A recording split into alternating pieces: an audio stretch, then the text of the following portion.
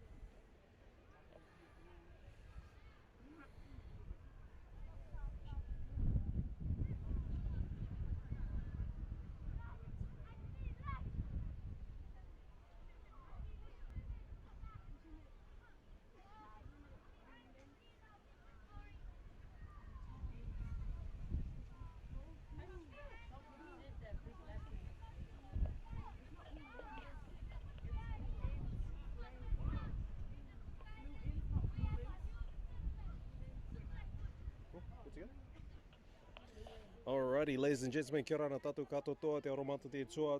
Kia ora and welcome to everyone that is tuning in to our live stream this afternoon. Welcome to our Cook Islands Rugby Union coverage of our Rarotonga season that is happening here on the main island of Rarotonga. Folks, we're here in TUPAPA Maraerenga for round 2 of our season, and gosh, it's a beautiful day. From what you can see, sun is out, guns are out. The wind is also coming from the east, blowing at a 23 kilometre, what is that in knots? Maybe 16 knots. It's a beautiful, beautiful afternoon. Wherever you're watching from, just a big kia ora and welcome to each and every one of you. Guys, we're in for a spectacle, especially in this first match between two titans, two giants. Both winners of our first round, and we're into our second round now.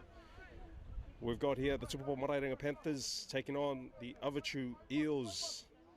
Without a doubt, we're in for a crack of a match, and I'm looking forward to this one in particular. When I seen the draw, I knew straight away this first match is one to not miss. And here we go, ladies and gentlemen, the Panthers kicking it off. An easy ball coming through for the EELS there, who will take first proceedings. Nuku asking for the ball, going wide immediately. The EELS, they want to stretch the Panthers defense and see what they're made of. The EELS there just caught in their own 22. Now a bit of a challenge for them. They've got the win against them, the EELS, so the Panthers there, whether they use the win or not, but already they're at an attacking advantage. They're in the AVATIU half. Jason Potoru digging it out off the deck. See Dana Savage making an entrance for this Panthers side in 2026. Flying, floating ball across the face of Tom Toa there, not able to collect.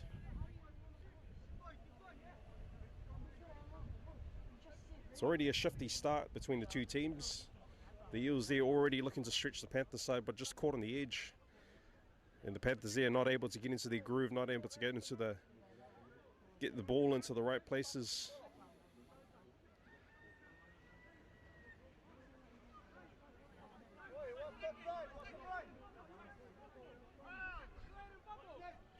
As I mentioned, ladies and gentlemen, both teams have come away with first round wins last weekend in AVATIU.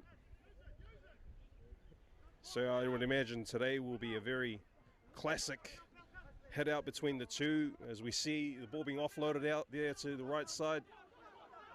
The EELS going to the edge again, ball being stripped out at the moment. Free on the mark there, being stripped out, and the ball going forward. Without a doubt, it's going to be a tight contest for sure. At any time, both these two teams will go into contact. I think there will certainly be a battle for sure, contesting for the pill.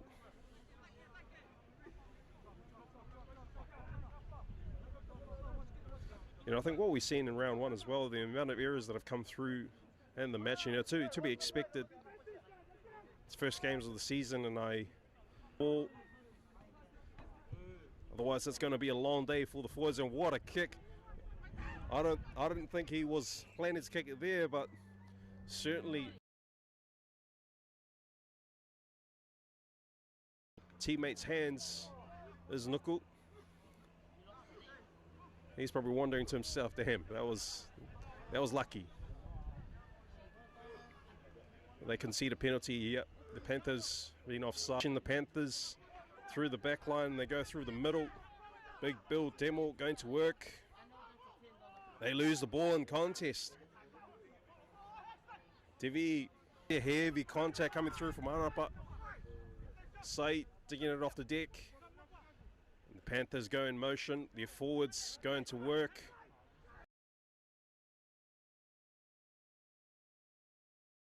Jason Porter wearing number 10 this week. Some attacking firepower coming from the Panthers on the right side.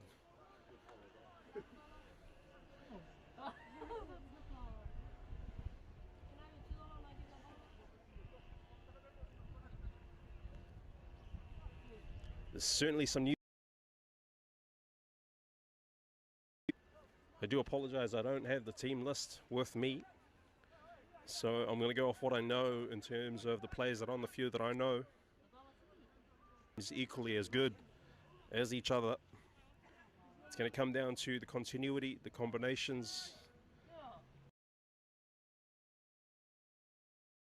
polish off, I believe, all the good work that they're coming up with to start. Bill Demo picking off the back of the scrum, party up the ruck area. The Panthers are able to jump on it very quickly. Infringement, however.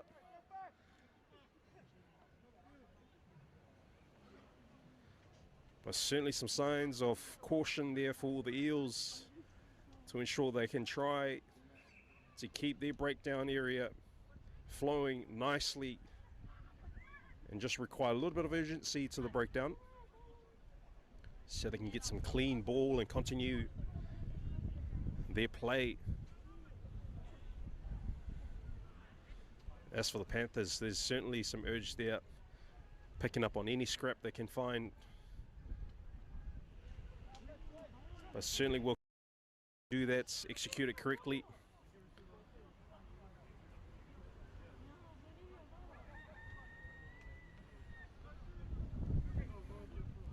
Not only for the kickers, but also for the throwers as well. Big gust of wind blowing right across the field from right to left, coming from the east. So any throw-ins there is certainly going to challenge the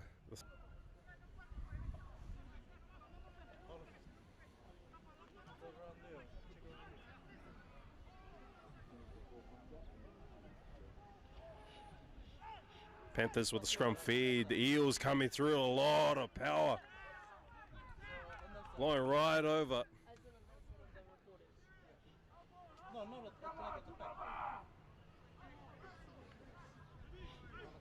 The engagement there coming from challenging this Panthers forward pack.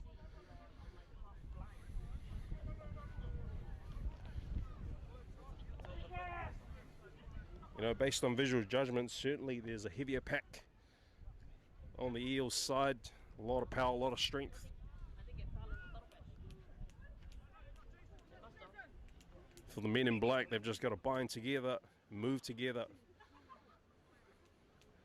There's certainly a lighter pack, they're a lot faster. But when it comes to scrum time, there'll certainly be a challenge for them. And if they can work together to hold off all that force that's coming through, I think they'll do well at every scrum time.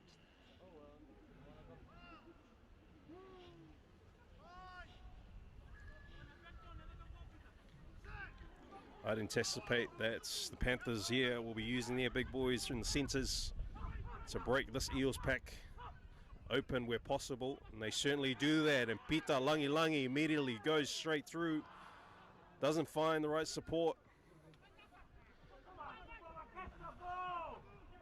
Tougher goes for a run, brings the ball out of their 22. Eels out, staying composed. Ball on the ground is not what they need, especially.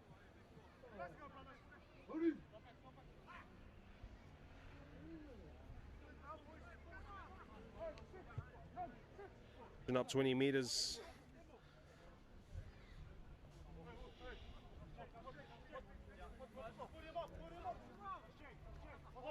Now hopefully Jerry judges this one really well and goes up the, yeah, he certainly does. He knows that it's windy, but the jumpers are going to do a better job in cleaning that up. That was an easy throw.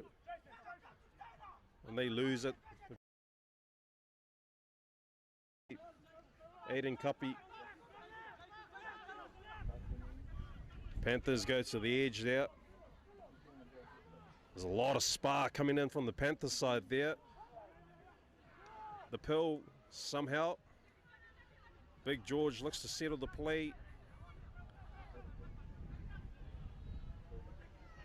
Nuku gets his big boys going to work through the middle just to bring in this black line of defense and create some space, and weaves his way through, deceives the defenders. Somehow the Panthers still get the ball back. I certainly think that was a knock on, but the play continues.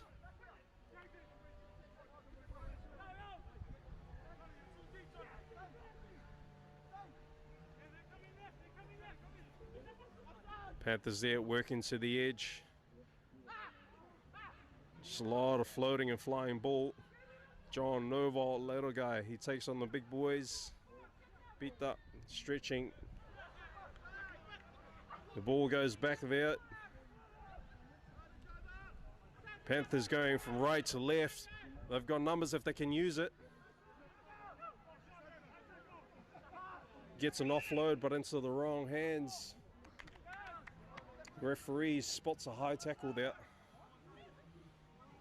Just wrap around the chin.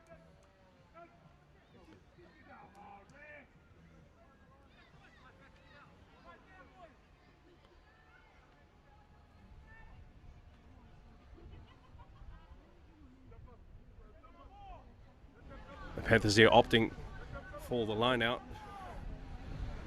It's been a challenge for them so far. Let's see what they work 5 meters out from their try line.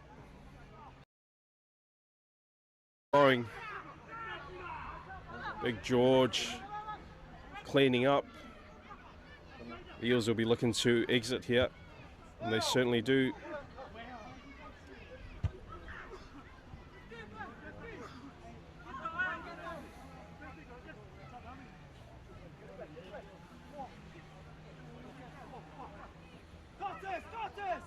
And he finds support, he certainly does.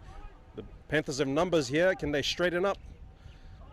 That's exactly what Peter does. The ball retention is going to be the say. And the Panthers going to the edge once again. Numbers to burn, but lots of power.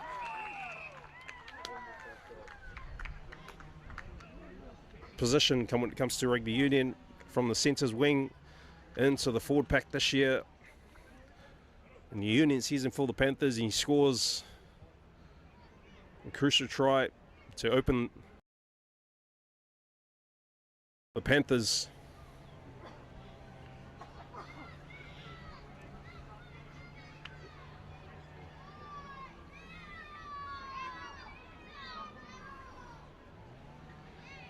And successful.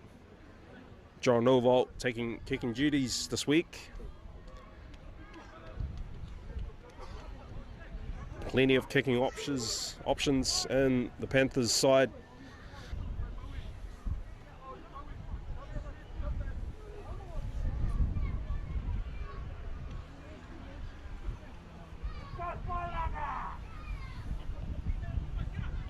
The Eels get the ball back.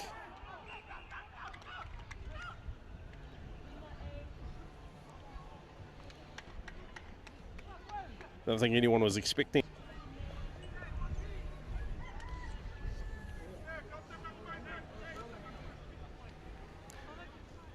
I think this is the first time for the Eels to enter the Panthers half over their 50. And I think right now they don't have the ball, but if they can work their defense and try and keep this Panthers side in their own territory, they decide to let the ball loose around the back and on the edge here. Lots of skill on display, support, 20 metres upfield, 30 metres upfield, right in the centre of the field. Beat that Langi once again, just going to work, not afraid of attacking through these big boys. Nathan Kapi ends up going back into the fold. Kanaha puts his head down. It was a close call there. Bill Temel was on the ball, however, just one of his players was in the way, and the Panthers once again going to support in motion. Jesse Thor collects a big one. Can they come back through the middle, the Panthers?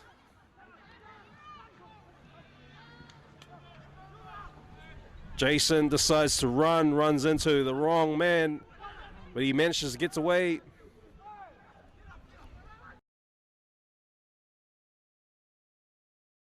They're back on defense, back in the right spaces. And the Panthers now have got to work and muscle their way through. Divi anxiously waiting.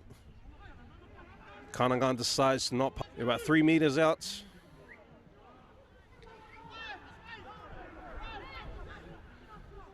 Ball goes out wide for the Panthers. Flying over the white line. A great pass coming through from Say. It's certainly not easy to do, especially from the to get a nice clean striking pass across the face of the AVATIU pack. And just the gate was wide open for Ryan to get a try for the highlight reel.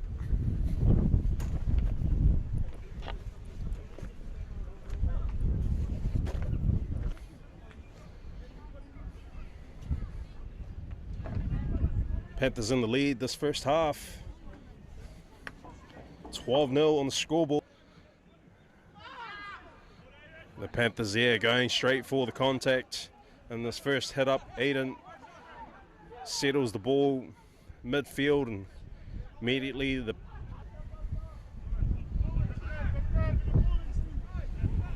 great anticipation coming through from the breakdown. Just Aiden reading. They find their way back up the field, roughly in the same area where they've lost it. Bill Demwell spots an opening coming from the Eels. Nuku drops it off to Motu, and around the corner in support. Tough on the edge there.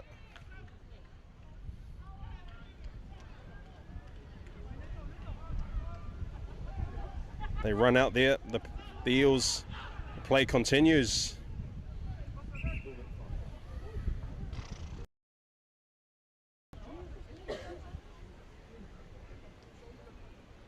Just a bit of disengagement there. Oh, and absolutely the Panthers are not liking where they're positioned at the moment. They decide to give it back.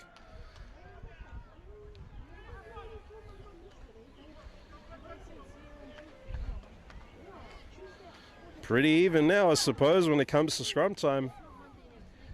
It's going to come down to the attitude, I suppose, the anticipation as well from the Panthers, knowing that they're in their danger zone. They want to make sure they get the first step of the play right and forcing an error.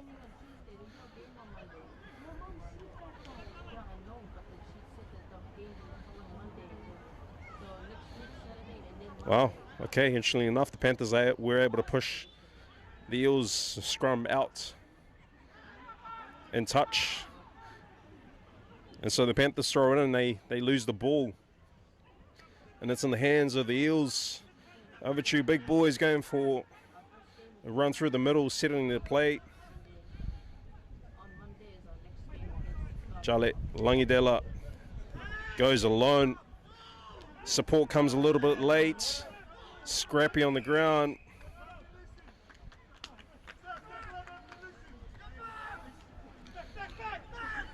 Close call coming through there. And the Panthers going to work on the edge. Oh, tiptoes into the white grass.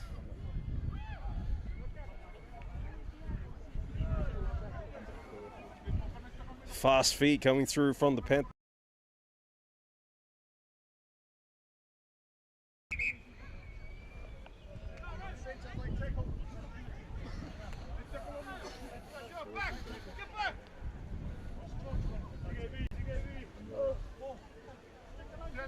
Okay, we have a decision. I certainly did miss that as well. Cameraman, did you catch that? A late tackle coming through.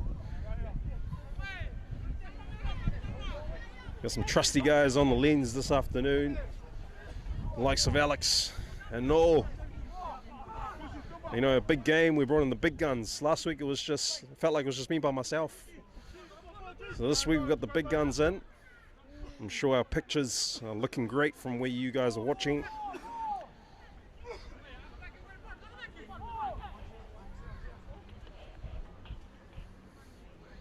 But yeah, there was just a late shot coming through. One of the AVATIU players came in for the late tackle, and the play continued downfield. But we're back here. The Panthers have gone for a kick, and they get to play here once again. Panthers forwards going to work. A nice clean ball coming through, and the Panthers again going to their right edge.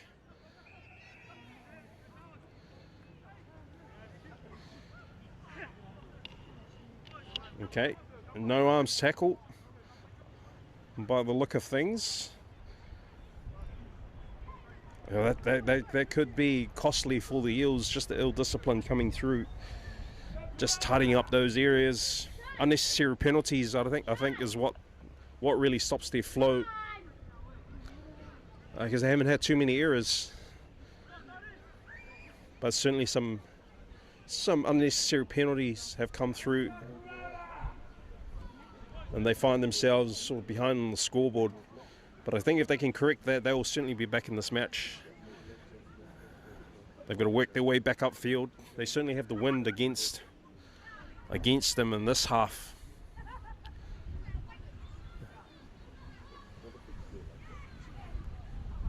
The Panthers here opting for the penalty kick, with Say deciding to kick and pushes it out to the left.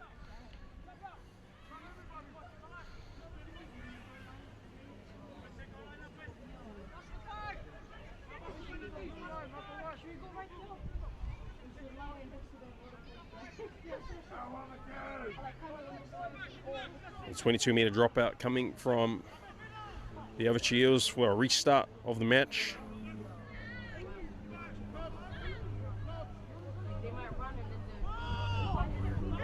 Nice, highly weighted kick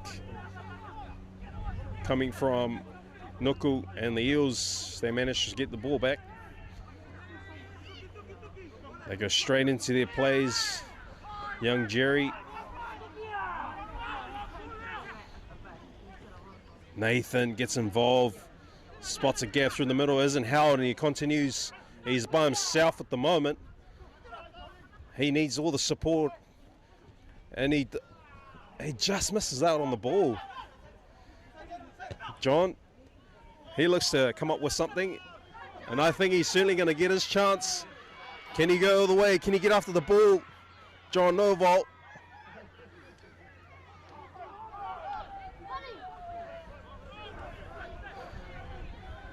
This is almost end to end what we're seeing here.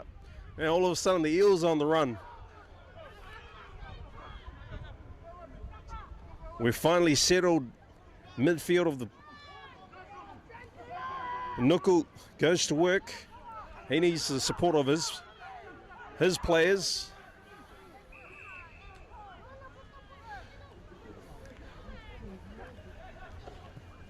There's a bit of scrap that's still happening.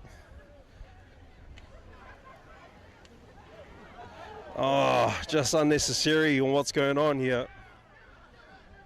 We certainly did not need that.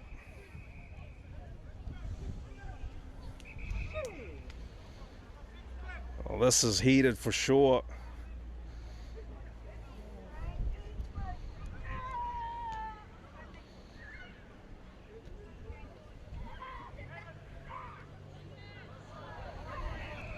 Now it's just getting real personal.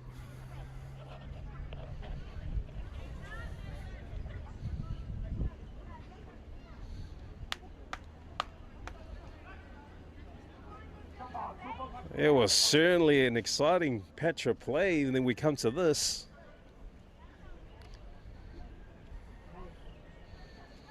Certainly not what we needed.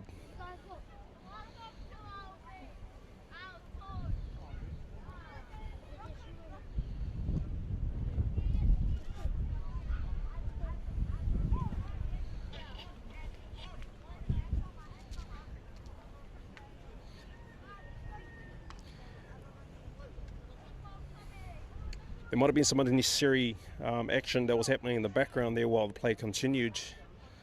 And what looked like, I think some of the supporting players came in not liking what was going on. And immediately it just got heated.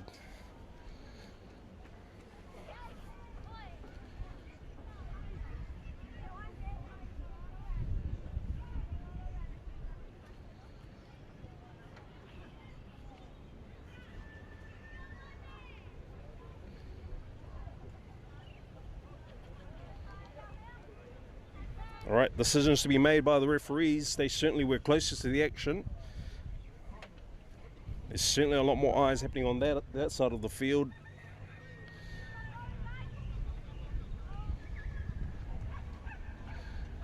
I would assume there would be at least a couple of sin bins to come away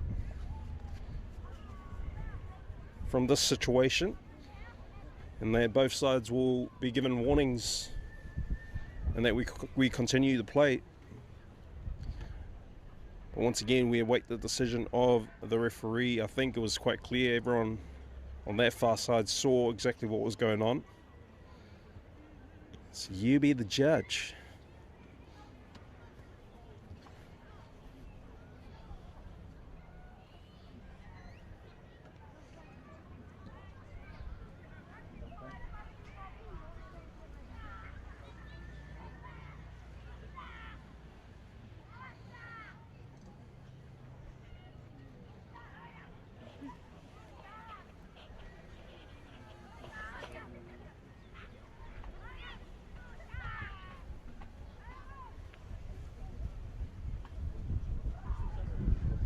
And while we await the decisions from the referee, I just want to quickly welcome and say kia ora to everyone that's just tuning into our live stream. If you're only just joining us and you've missed the beginning of our match, we send you a warm welcome to our match today. We're in game one of our Prem's match in round two, and our first game between, as I said, two giants, two titans of our match, the AVATIU EELS and the TUPAPA PANTHERS. Still a tight contest. It's 12-0. There's still a lot to play for.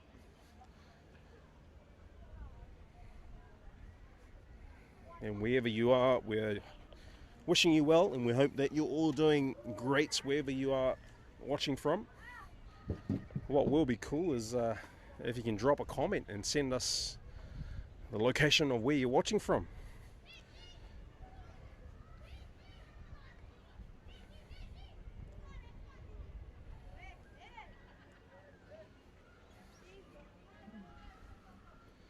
It is now just after 3 p.m, a beautiful afternoon here in Rarotonga. The suns are out and also the guns are out. All the spectators that are here to watch this match here today, and the early engagements that we've had so far, certainly a lot to play for. And without a doubt, between these two teams, you're expecting certainly a lot. And we've seen it all so far in this first quarter.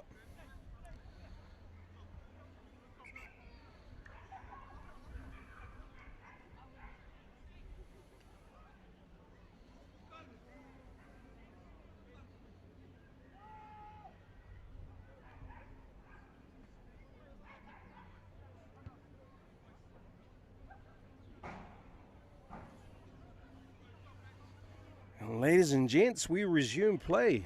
So we've got 2 players in the bin. From what I could see, they look like they were yellow cards.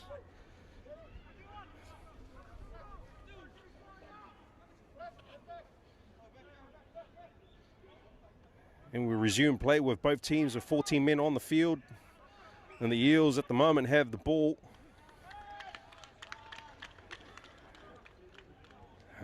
Interesting.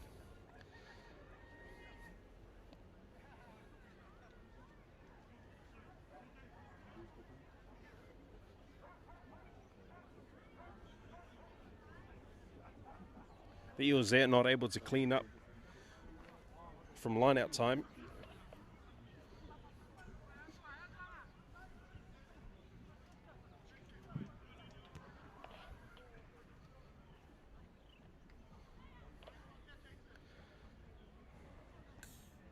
I think already I can see there is a change coming in on for the Panthers.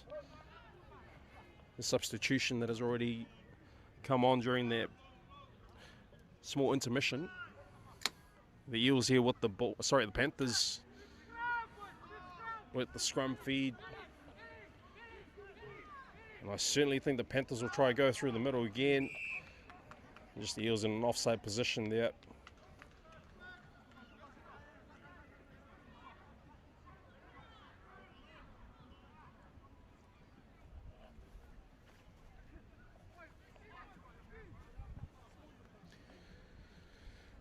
I think the Panthers will want to get into the Eels 22, which they do. This next part they've got to do is just to get a tidy call and tidy play so that they can play and attack the Eels line, in which they do. The play continues. Pita not too sure where he was going and decides to go in the middle. The Eels there just in an offside position, just creeping up too early. And it's always a tricky judgment as well when it comes to line-out time. When do you actually take off? The Eels there were just doing a little bit too early.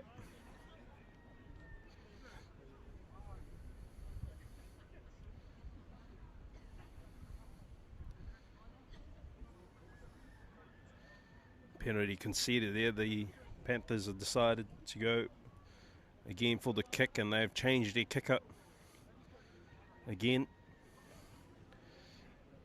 And certainly a closer range. Still a big gust of wind coming from behind. And they still don't get the kick. Okay.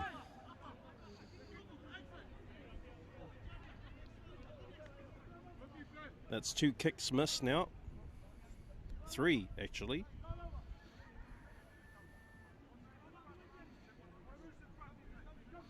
They could be really costly for the Panthers, because a team like the Eels, when they do get an opportunity, they will pounce back and put points on you when you least expect it. Panthers there going to the edge. Man with the golden hair, Tamaitimaru Jr. Jesse Thor goes straight up the middle. Thomas Thor distributes out to the edge. Divi has to clean up there. He gets caught. Still plays upfield. Ball ends up on the wrong side.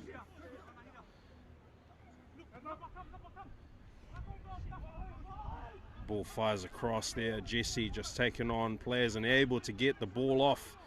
And that just unleashes the right edge. And they get a kick through, and Pita Langi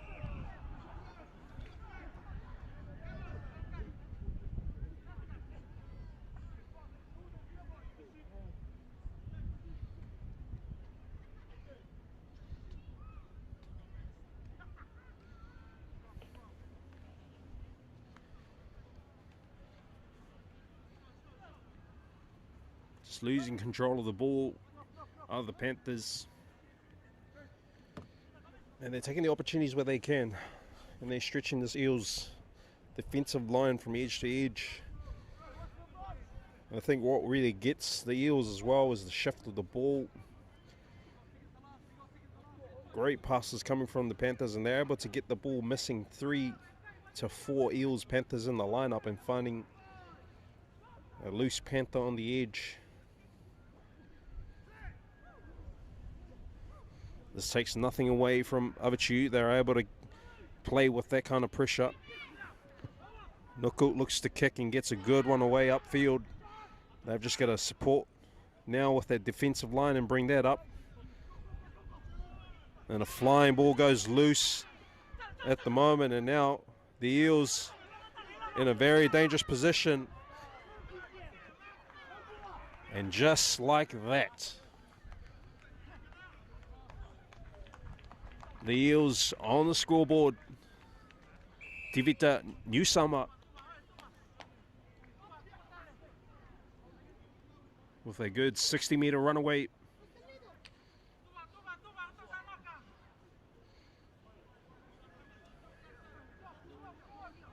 Just exactly what I was talking about, that the Eels are able to produce when you least expect it, and something out of nothing is the kind of act you would see often from this Eels side, and they were able to go 80 meters upfield and score.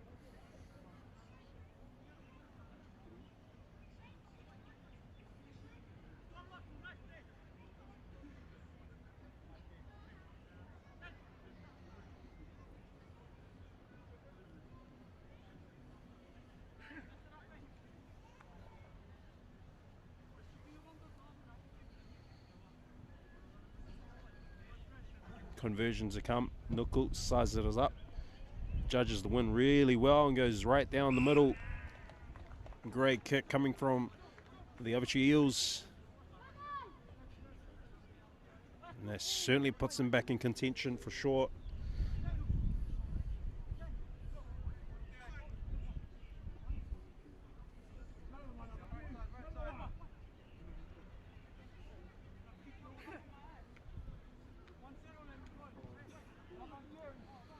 Score now 12 points to 7. Panthers in favour. And the Eels are just trailing by a try. Not much in it. They misjudged that catch there, the Eels. The Eels pat it back and the ball's still on the ground.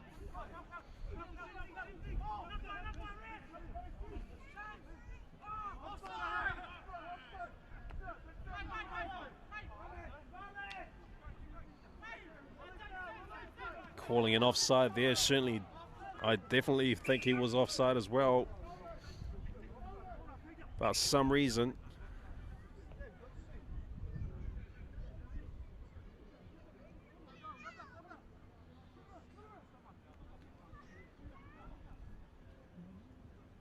Okay, no, it was certainly a penalty that was expecting to come anyway.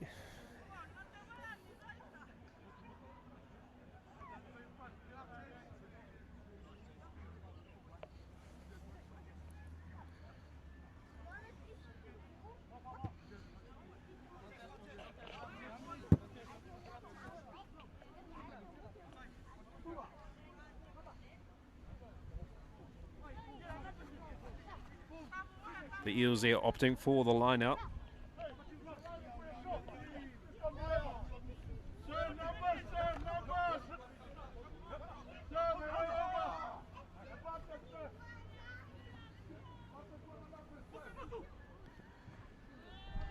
The Eels going right through the middle. Nathan Nabo runs into heavy contact, but he puts his team 10 meters upfield.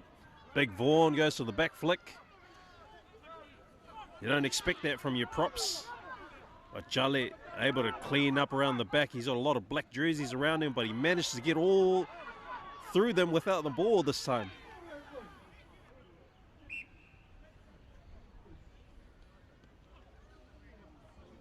I've never seen that kind of play before. Well, the Panthers there taking the advantage just to settle the play, slow the play down.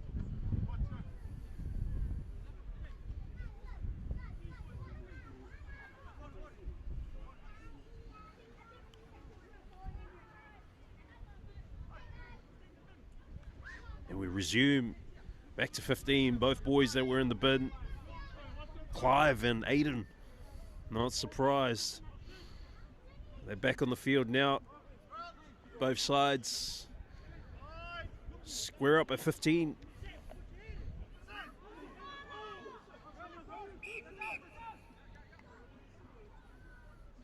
You got to reset that scrum. They certainly got the timing wrong.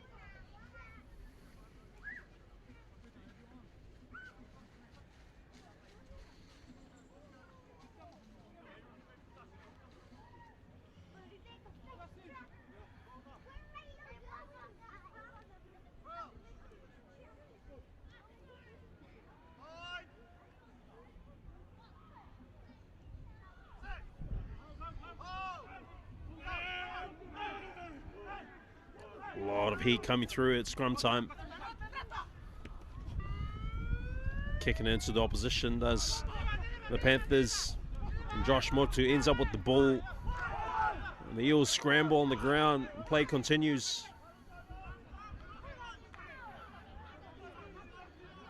Tivita goes out to the edge. Loose ball just spills as he tries to place it back. Ref calls a half time. 12 points to 7. Not much separating the two teams, but certainly a lot to work on going to the second half. Both camps will be talking about a lot, and I certainly think there's some decency that can be played we have yet to see. We're just got to clean up on the errors and get some plays and phases going if they want to produce more points in this match. We certainly look forward to the second half. We'll take a short break and we'll be back with more action between these two teams, the AVATIU EELS and the TUPAPA Panthers.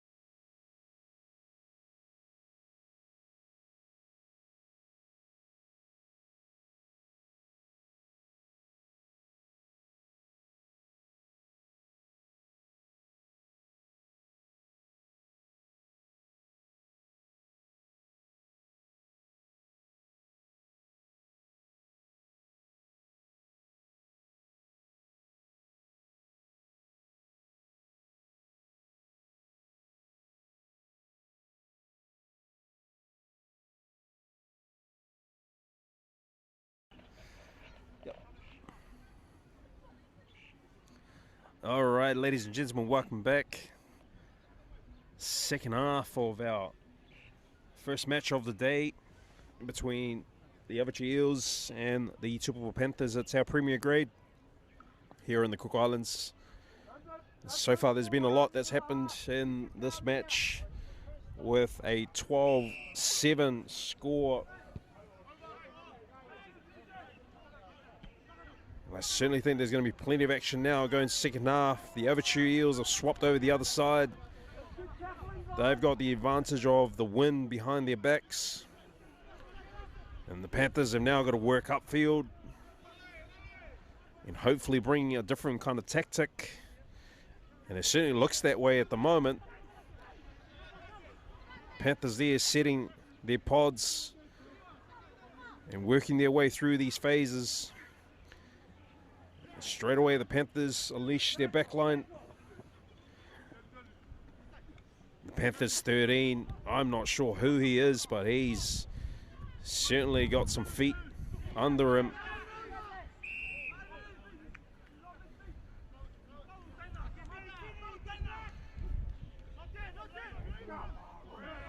Dana Savage with a quick tap.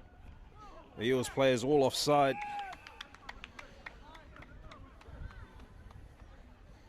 Late tackle coming in, not necessary, but I think there was certainly a close call as well.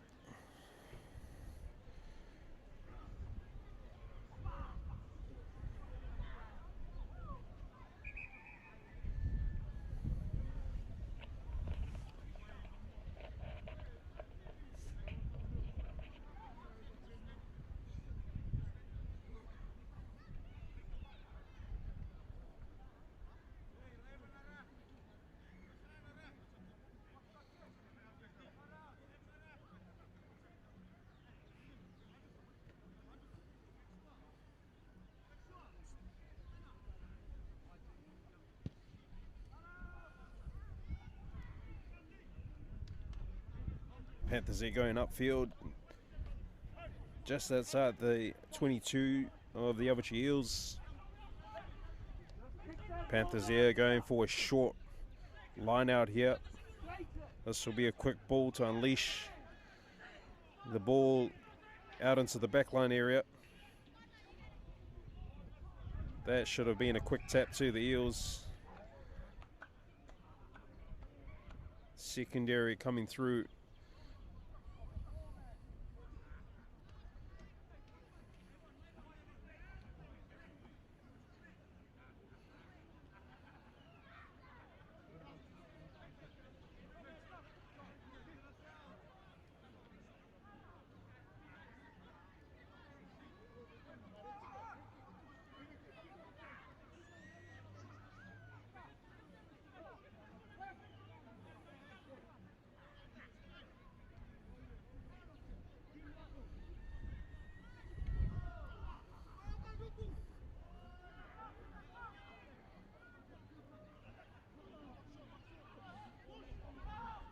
Eels with the scrum feed here. The ball's slow to come out.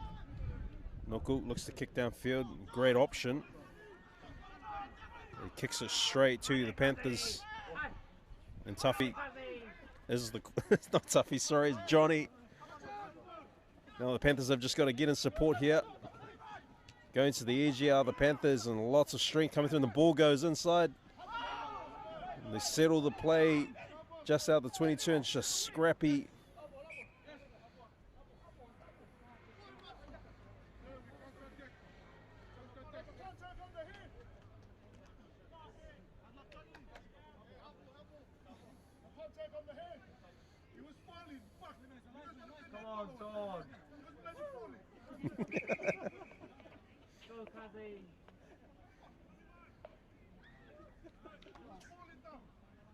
Okay, we've got a penalty. I'm not sure what for.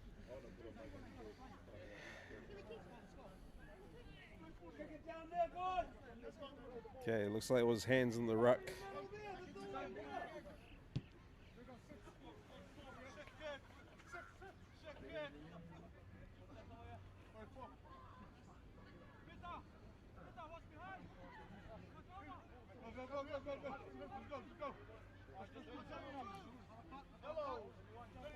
AVATIU with the throw in there.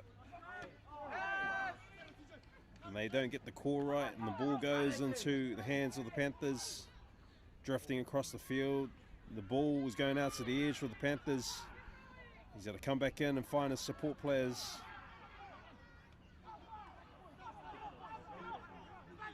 And Bill Temo on top of the ball, and how does he not get that call? Decision coming through, and he's got it.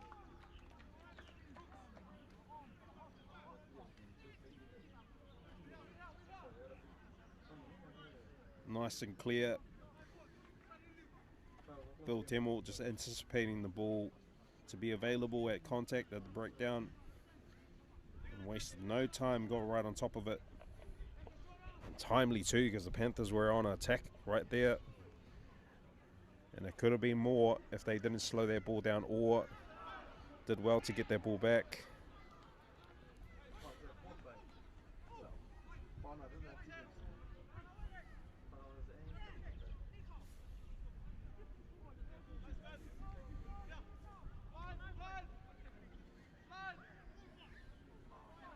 They're in the right part of the field of the Eels. They've just got to clean up the set piece.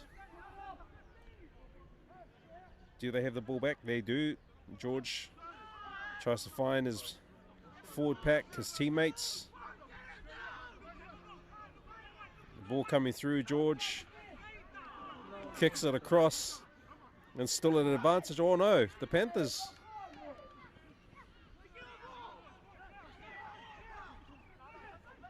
Certainly didn't think that was necessary from George. Now he's put his team under a lot of pressure. And the Panthers are just distributing in motion. Somehow the Eels end up with the ball and they're going upfield. A lot of black jerseys around, not enough of the Eels, but somehow they still get the ball back. Tom goes for a run.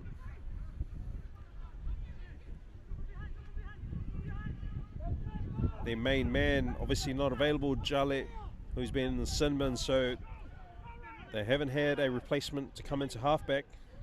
And Ryan decides to throw a dummy. I think not necessary, and will that ball actually go out? And it doesn't, and Tevita gets caught by the little guy. We've got to work hard here. The Eels, they've got to find their players in motion. And George decides to go straight.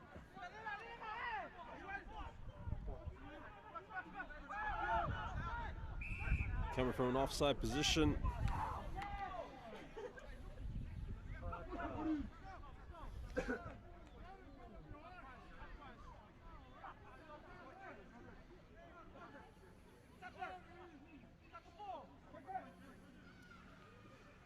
The Panthers here disputing that the ball was actually out. You can only go when the referee calls that it is out. The ball hadn't actually shifted, hadn't rolled out.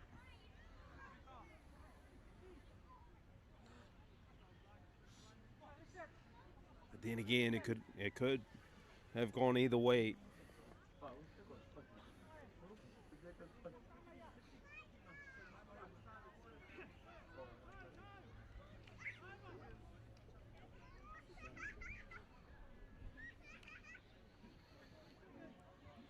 AVATIU opting for the kick to close the gap. If he gets this kick, they trail behind by 2.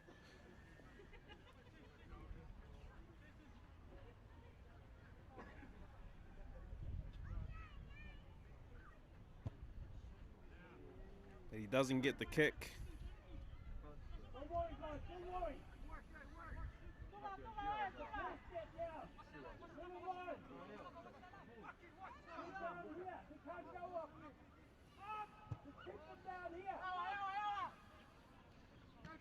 To restart, and the Panthers line comes up to put this Eels attack under control. And Nuku does well to weave away, and right on the ball are the Panthers. They did well to get it away, but still the Eels retain the ball.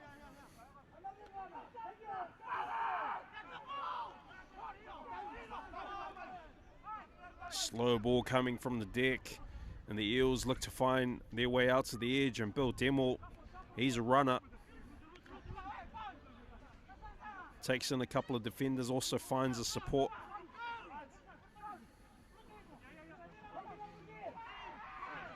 Looking for a backdoor play. And the Eels still on an attack, and they've got speed to burn on the edge. And a high shot coming through.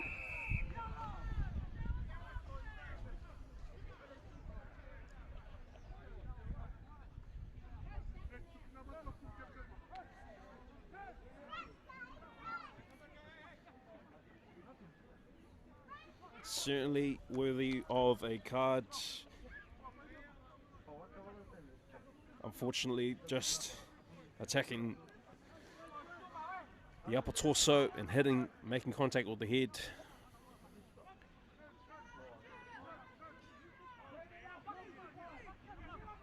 The Eels there with the tap ball. Panthers now playing with 14 men on the field, because the Eels are now back to 15 with their man in the bin coming on. And immediately you can see there is a lot more work now happening at that breakdown.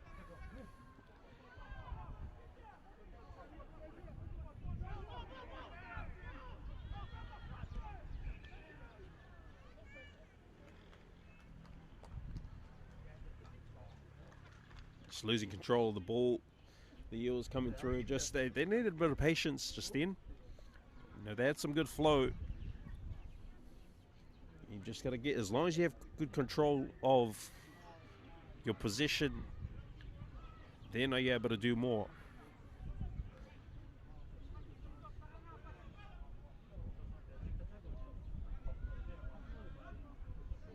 Especially when you don't have go forward, that's certainly the time where you've just got to take a 2-second look at where you are on the field and also organize yourself quickly so that you're able to attack better. Unfortunately, the Eels now within the 22, and I think if they can squeeze the scrum, put a bit of pressure, they don't. That was the opportunity to put some pressure on the Panthers side.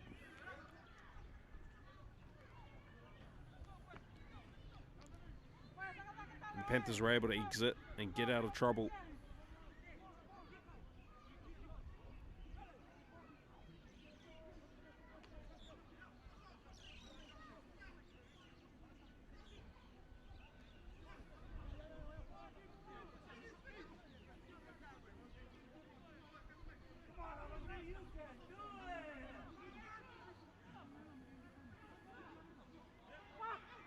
And the Eels overthrow it and right into the hands of the Panthers.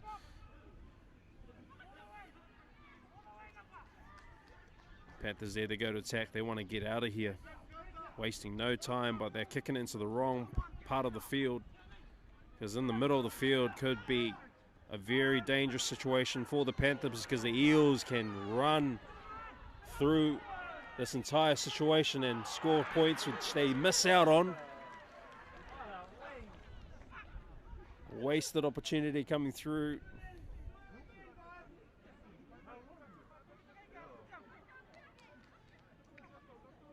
And let that be a warning, a sign of threat against this Panthers lineup, because if the Eels are able to do that,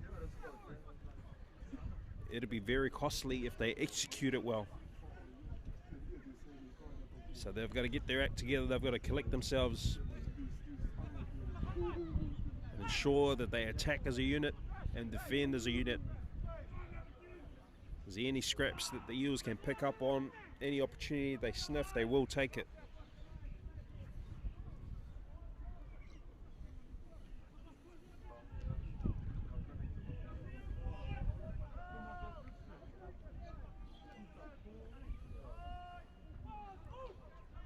I did also miss the entrance of Daniel Toa into this match. Number 10 for the Panthers now. He'll be looking to exit his way out of the 22. The Panthers work their way up into a couple of phases.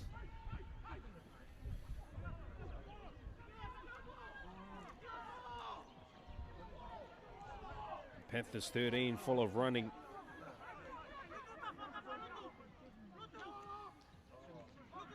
Tavi'i goes into probably one of the dangerous defenders on the pitch, Josh Motu.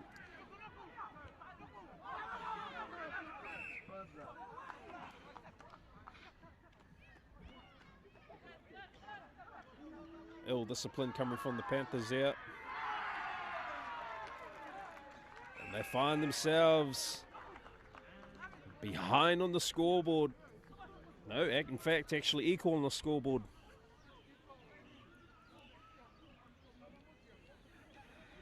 Charlie Langdella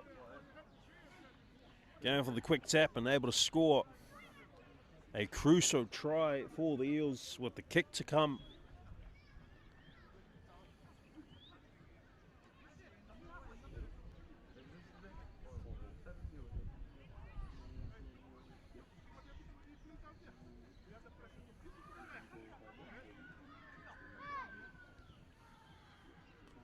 Immediate impact of Charlie as soon as he came off the sin bin. Just immediate impact.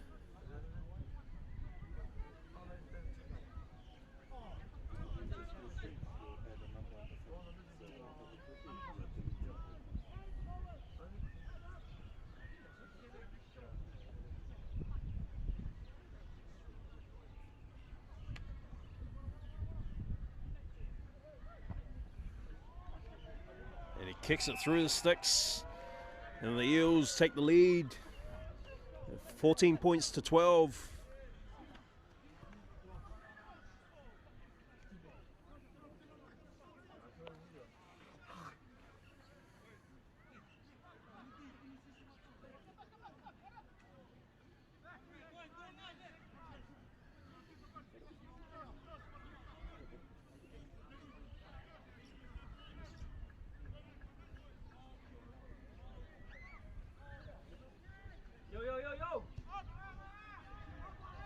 Kick restart there coming from the Panthers.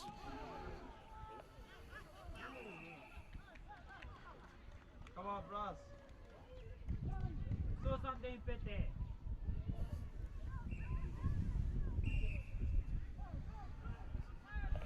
Referee not liking the back chat that's coming through from the players. What was originally just a knock on has now turned into a penalty.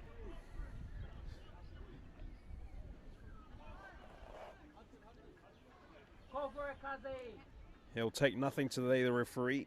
Any ill discipline. I'll see you on Monday, bros. Panthers there going to the line out. This might be their first attempt at a maul. Can they drive their way outfield? It's inching its way forward at the moment, and they're making inroads. Now this could break down at any moment. You could see it too, it just wasn't set properly. And the Panthers immediately going to attack through the middle. And the offload that's coming through from the Panthers. John Orwell finds himself right at the edge. No halfback coming through. Jason arrives just in time to get that ball out. He finds Daniel Toa. Daniel distributes to his brother and unleashes the guy with the golden hair. TJ settles just outside the right post. And they score right in the corner. Tivi Ngamato in for a second. Absolute menace. Anywhere within the 10 meter of the try line, this guy loves to put his body on the line to get the chocolates, and he certainly has 2 of them today.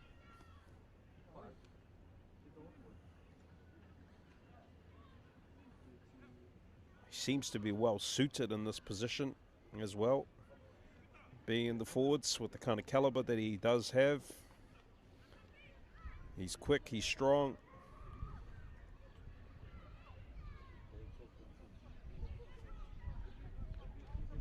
And playing in the loose forward position certainly brings a good dynamic of attack and also defense.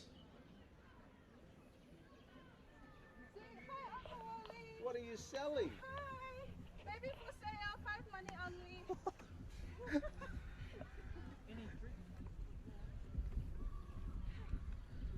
Honey. Panthers working edge to edge to score that try. Daniel Toa, their third kicker of the day, wasn't able to convert.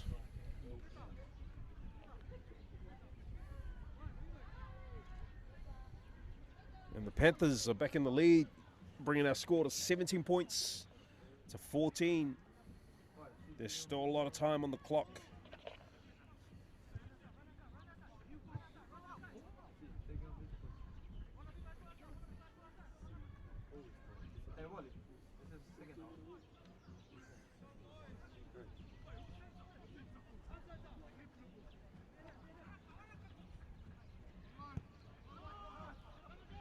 The Eels with the restart coming through. Daniel Toa just looks up. He wants to keep it simple.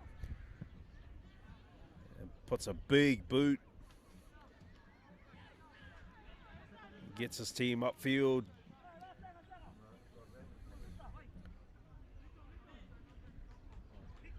Quite clear, quite intentional on where they want to be playing. They don't want to be playing in their own, especially the danger zone, their own half.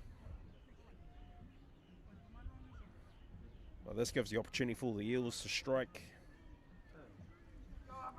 I think it just comes with a bit of patience too. Or even just executing the basics, which they don't.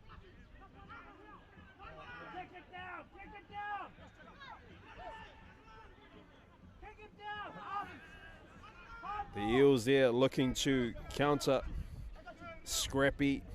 Divita having to clean up. Finds a support player. Just steady.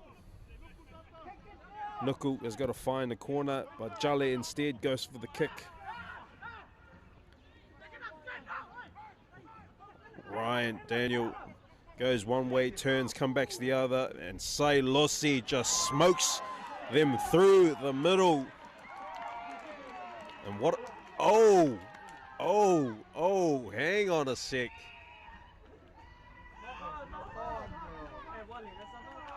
That was a knock on by the look of it. Wow. That's one for the replay. But who am I to judge? The referee's up close. He can see it. He's made a decision, and it's turned out to be a try for the Panthers. But what a strike back. Sai Lossi.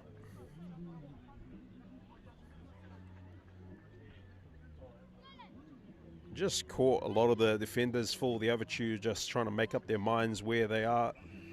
And I think in broken play, it's always hard. It's always hard to set your line of defense. And when you don't have a position on the field, you sort of wonder who's taking who. And Sai, with his pace, gave them no time to think and no time to react. Just another flash, 2.0. Just splitting the defense open and scoring, and conversion successful as well from Daniel Toa.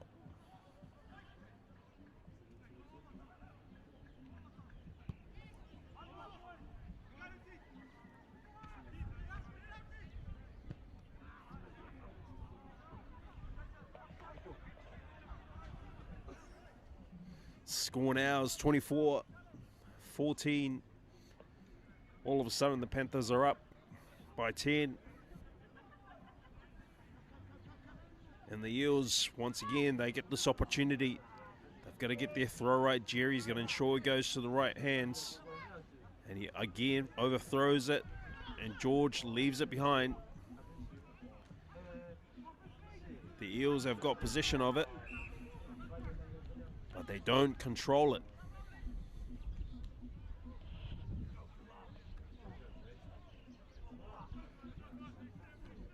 Okay, no. Decision has come through. Referee has based the Panthers player who tried to attack the ball, didn't keep his feet. I think that was Say.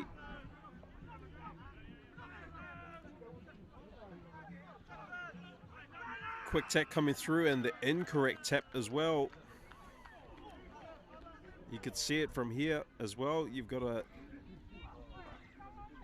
let go of the ball when you do go for a tap.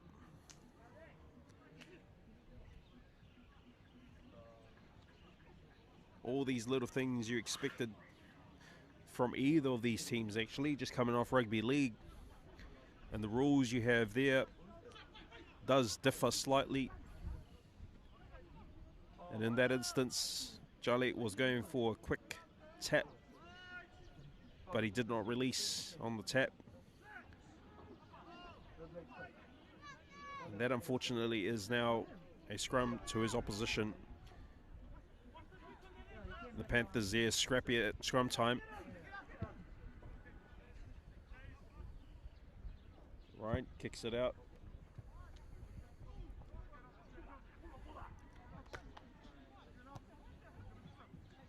And this will be probably the third time in the second half.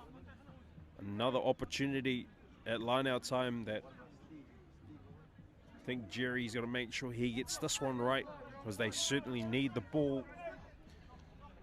They've got to get their calls right and just execute. That's the least we can expect.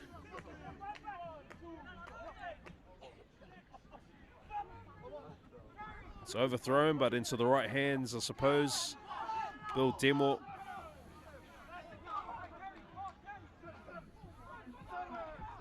The Eels organise themselves. They know they've got to muscle their way up. They've got to get up off the deck and go to work. Charlie trying to organise his troops.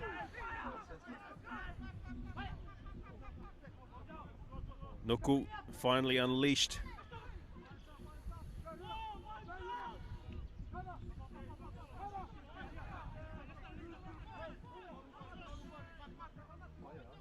Looks back to the left. Josh Motu awaits. Goes into contact. Bill Demo now receives, distributes off to Nathan. And Nathan just finds a gaping hole. He's got to find the support. Oh, Jale. What a freak.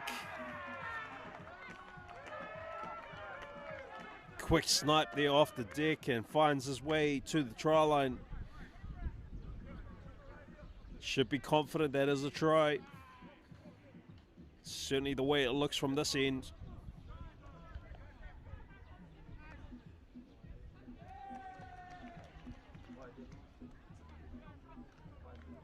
Okay, the assumption there, it's short of the line.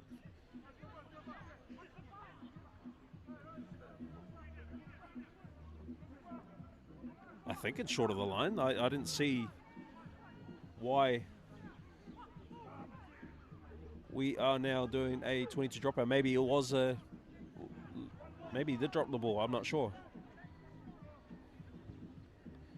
As we get the kickoff and get the plane in the shot as well. Got Nuku now, the Eels with the ball.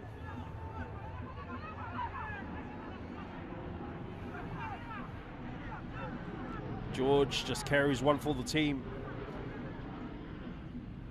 And the Eels, they're working their way out to the right side of the field. Break through half a gap. Nathan working his way back, looking for his players, and he doesn't find it. Just silly errors coming through for the Eels, unnecessary as well.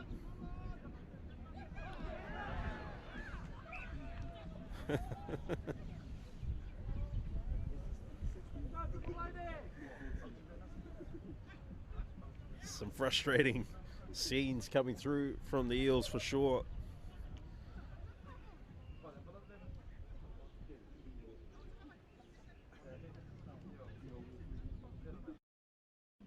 I just think they haven't been able to find their groove. The Eels, they're not quite playing as a team. There's a lot of individual aspects still remaining in the game, and players are just not able to find themselves in the right position.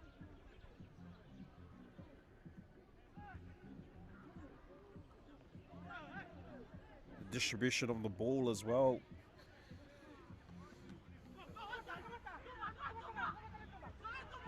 Panthers here going for a run. The Eels there are able to get there in numbers and get over the ball.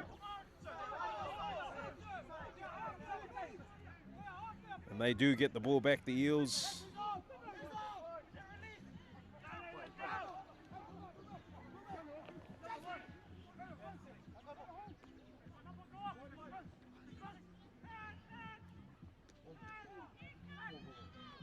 Through the middle goes the Eels, sorry, the Panthers, and the Eels are able to slow them down.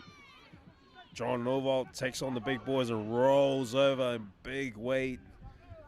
He would have felt the pancake for sure. Daniel decides to go to the air. A bit of pressure coming on for Charlie. He does well to get the ball away. Nathan spots an opening and mismatch. He doesn't find the support, however. Nuku, excellent. He looks up, he spots it, and the ball still is in. Wow.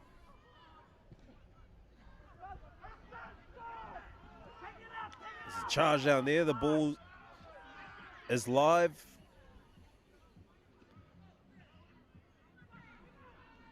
Devita, one-hander, alley hoops the ball across the field and goes forward.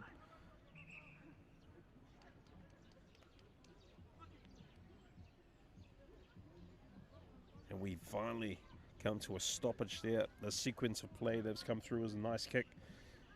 Coming from the 50, going down into the Panthers 22. He would have loved for that to roll out and get the ball back. But it sits up and it doesn't roll out.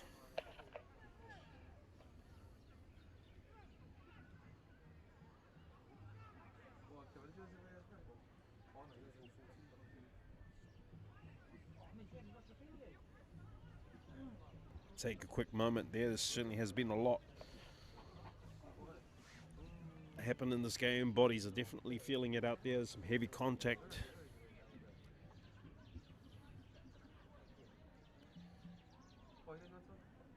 But as we look at the scoreboard at the moment, 24 points to 14.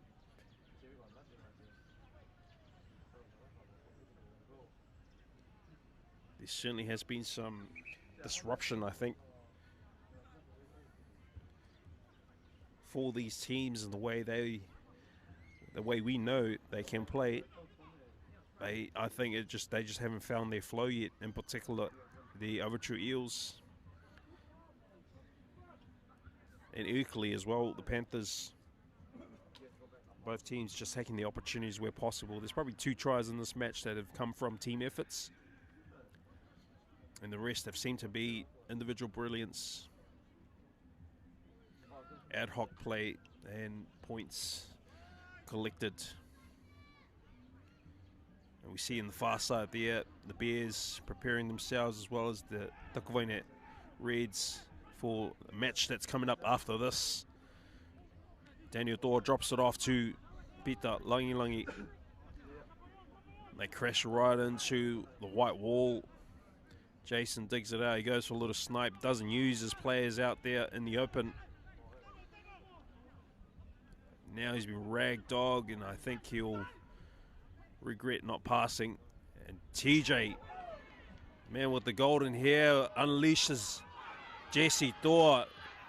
And what are these loose forwards doing out on the wing?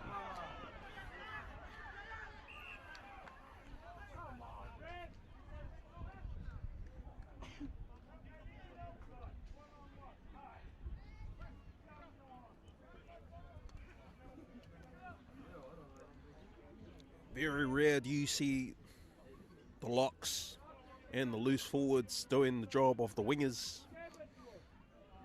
hitting upfield, and man,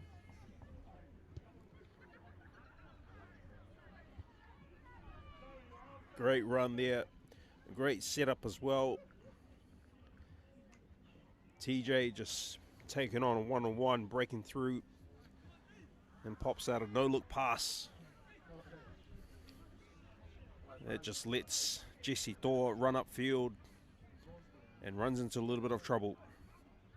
But the Panthers march upfield. An infringement coming from the Eels there.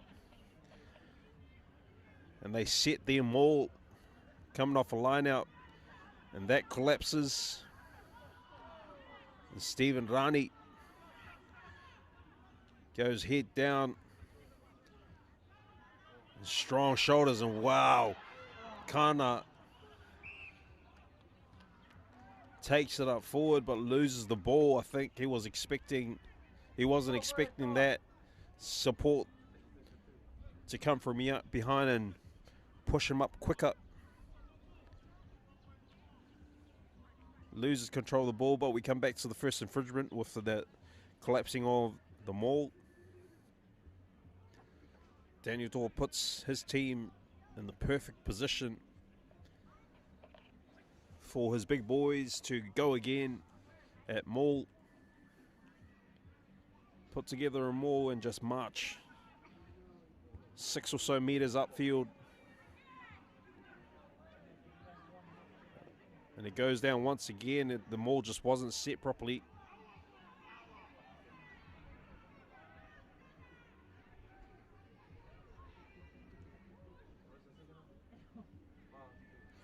Lots of pick and go happening. There's a lot of eagerness coming from the Panthers.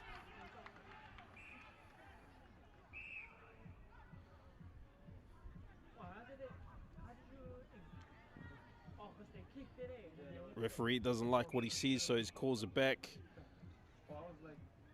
The Eels offside. Te he was confident he got that try. He'll be gutted to not get a third, but I certainly think in this opportunity they're going to go again.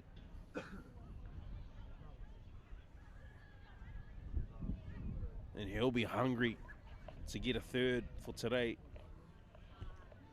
And the Panthers said again that they didn't quite get it right the first time. The ball falls loosely.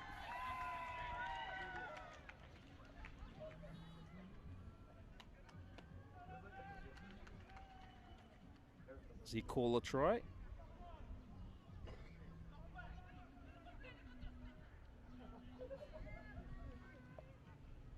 He does. It's a try. Okay.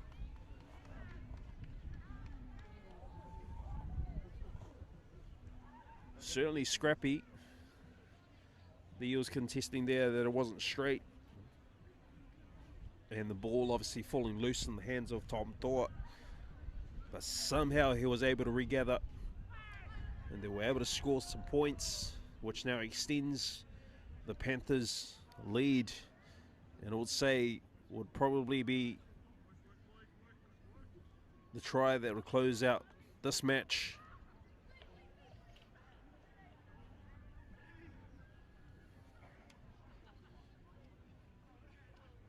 With 29 points to 14 with the kick to come. Daniel Toa stares at the post and doesn't like what he sees. The score remains in this final minutes. 29 points to 14.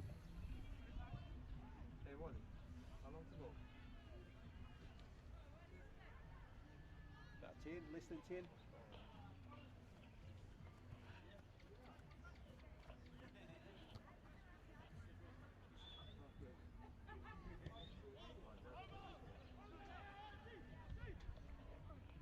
Jason Porter receives the kick restart. TJ goes for a dummy, goes for a run. Throws out a great pass to the edge. Ryan Daniel sets up. Micah gets caught, high shot. Referee sees it. Take the three.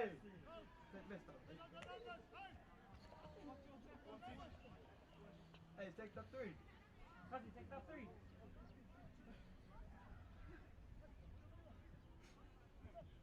Jay, run it.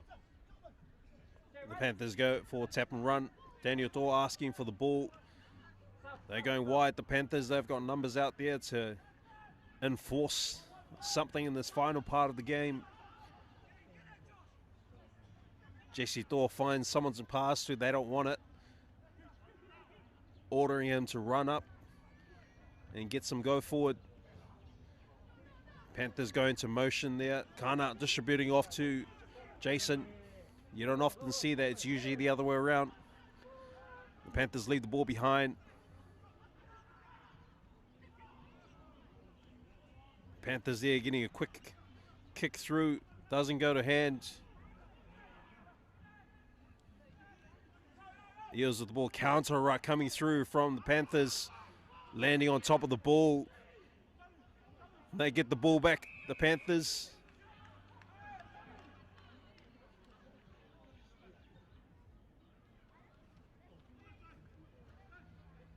Just cleaning out the halfback there. The Eels. You got to let the halfback play at the ball to be able to distribute. And just in that instance, I think he was certainly looking up to go for a counter ruck, but ends up taking out the halfback. And the Panthers go to the edge. He's got to get some support there, Micah. Jason distributes but runs by himself. And I think he under pressure there. Yeah, they certainly do. The ball is available.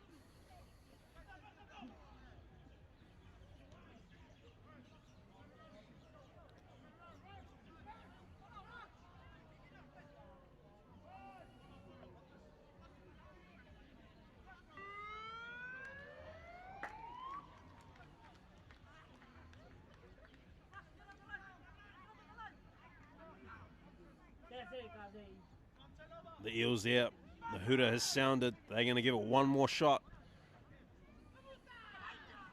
Divita goes to work, finds the support players. Divi gives one to Bill Demo. Jale goes to a run there. Divita just muscling up. The Eels players, there looks like there's just only 5 or so players who have been a part of this last 4 phases. The rest of the team have got to get behind the ball and try and finish this match off on a high.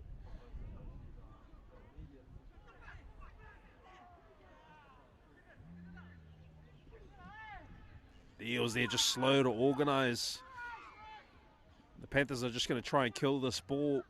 But Nuku is just trying to weave his way, trying to find his way forward for his team to get upfield and hopefully finish this game off on high with some points at least. And they finally slowly breaking this Panthers line. They fall short just off the halfway. Josh Motu switches over the other side and there's black wall up here, but he's able to break through. What a great run.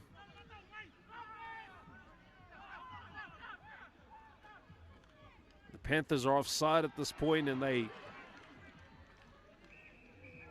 finish the game now.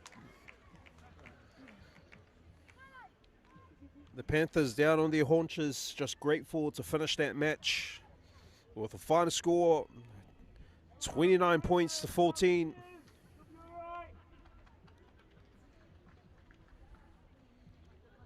And I think both teams certainly will be grateful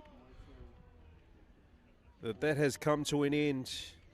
And what a match, what a game.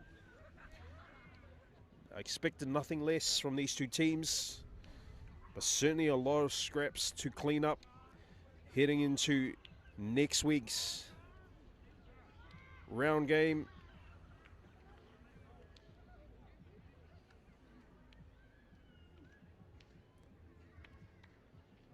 Plenty to take away, and no doubt, I'm sure both teams will have a look at the footage and take away some learnings in that match, and I think they know it themselves as well. Some of the things that they can work on, some of the things that they can take away to fix up and build on into the season. And it's not the end of it. It's just round 2 of this match, and I think they will certainly figure their way out. They certainly are two great teams, and I expect them to be at a high standard heading towards the end of the season. So thank you to both teams and also the supporters who have come out to watch and support them and cheer them on. We certainly hope you've enjoyed it as we look forward to this next match between our host of the day, TAKUVAINE Reds, taking on the ARORANGI Bears. We'll take a short break and prepare for this upcoming match.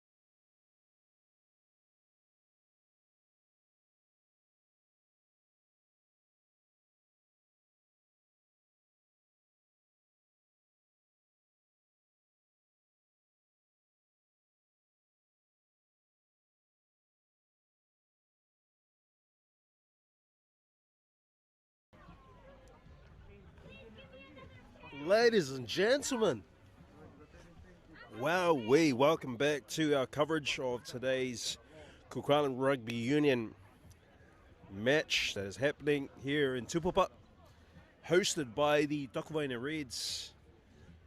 For many of us who are aware, the Reds do not have a home ground just yet.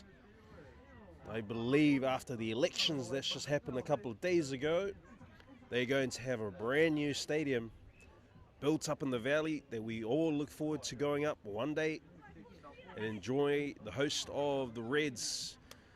But ladies and gentlemen, we're into our main match of the day between the Reds and the Bears. TAKUVAINE receiving the first possession of our match this afternoon. Both teams coming off their first loss in the first round of the season. So both teams will certainly be looking to square up and take one up on each other and come out as a victor, come out victorious in the first match in their first win of the season. And immediately, as we can see, a contradicting colors of red. And I just want to ensure you that the blue and red is TAKUVAINE and the red and gold is ARORANGI. Something I suppose we love to see on this island is the same color. So we're going to play our best, because what adds to the challenge also is the referee, who is in pink. So that only tells me it's going to be a hot match. Going to be a hot match to watch, as we can already see a lot of impact.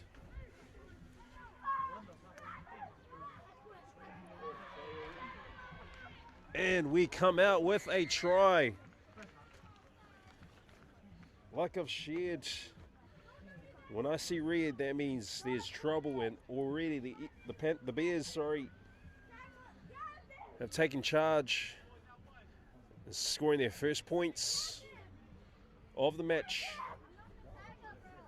With a minute or so into the match, 2 minutes I believe into the match, and we've got our first try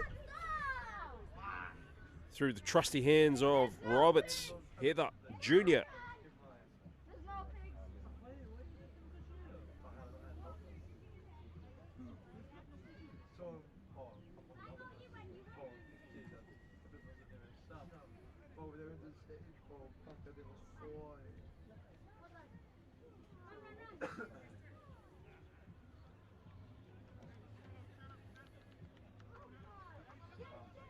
Good to see the Bears have got some more reinforcements throughout the week. They still have got plenty of room on their bench, but at least they've got some fresh legs, fresh meat, who are on the field this afternoon to represent their village and hopefully take on this red hot favourites team from TAKUVAINE. We're certainly taking on this season, like last season, 100% commitment to the rugby union season. And so we just want to welcome you all, ladies and gentlemen, wherever you're watching from. Welcome to our coverage today. Welcome home if you are watching from abroad and this is your paradise. It certainly is a beautiful day here in TUPAPA. Our temperature is around 23 degrees. Very comfortable temperature, very nice also to be able to sit in the sun and enjoy a cold breeze. It's quite a unique balance that we have here during our winter season. So that it's nice and cool, but it's also warm. So a big warm welcome to each and every one of you. If you had missed the first game,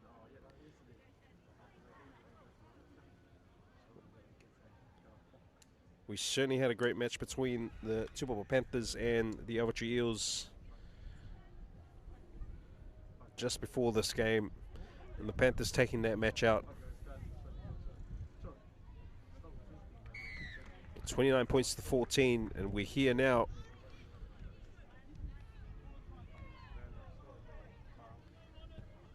With the TAKUVAINE Reds as host for today up against the ARORANGI Bears.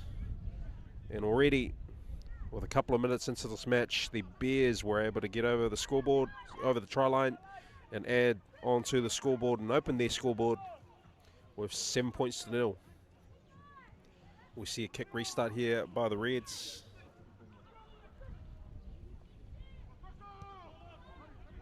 And the dropout goes the perfect 10 meters. Lands in the hands of Magic, who also meets collision at the same time. Big Jimmy coming in for the hits. And the Bears there just crossing over each other. Just an interference coming through.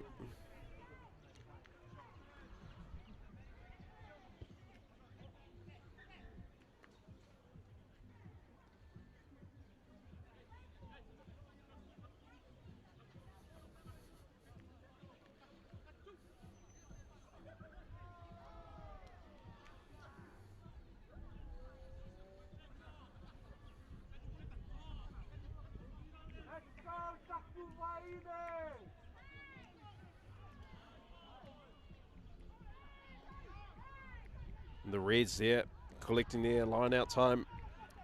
They're able to get some go forward at least, and there's a bit of a scrap there at the breakdown.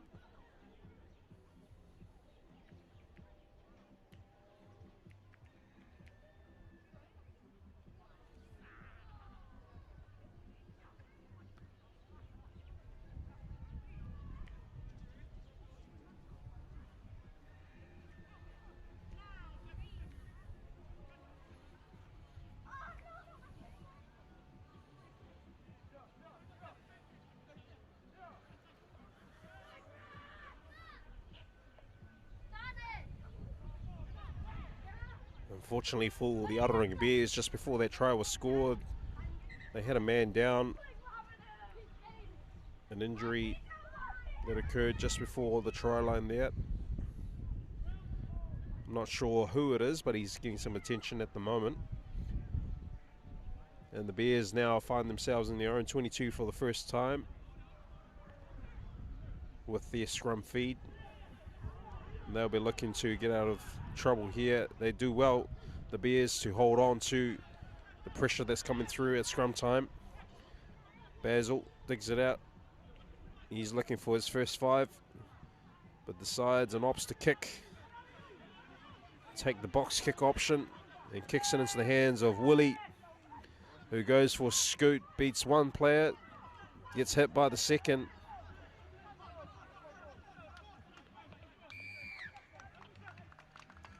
Nice shot coming through.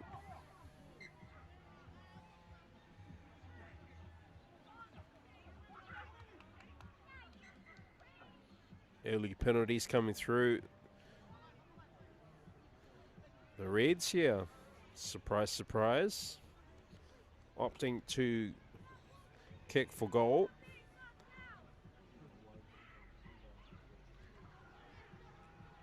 I was believing they would trust the caliber they have on the field right now to be able to play. Kick it upfield, go to line out time, because their line out seemed to work. Kick to the corner, go to line out and push their way over for a try if they can. Really test this ARORANGI pack out. So I mean, it's early parts of the game, but they're opting for a kick. So that only tells me they want to win this match and collect points, and they certainly get their first 3 points. Saving a bit of energy. Now they go back and get ready for the kickoff. The kick restart, I should say.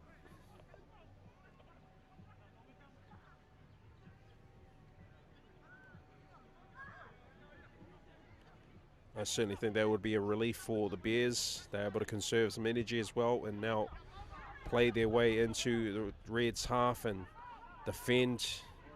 But they don't defend well when this guy is running with the ball, because he is able to bust tackles and offload, and they continue the support play. And what a quick ball, probably the quickest ball I've ever seen come out of a breakdown.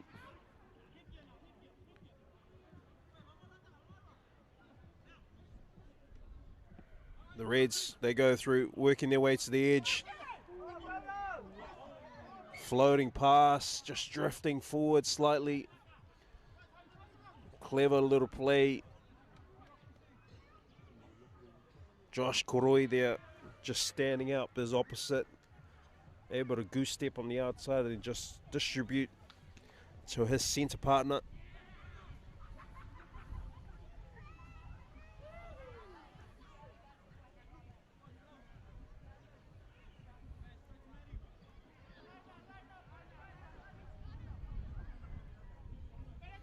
They've got the goods, the Reds. This TKV side, they've got, from number 1 to 15, they've got players that can do something on this team, do something special at least. They've just got to believe in themselves and continue to attack.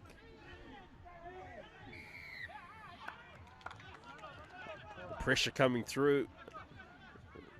The tight 5 able to enforce a lot of pressure and winning that scrum. And they break on the edge. Aloisi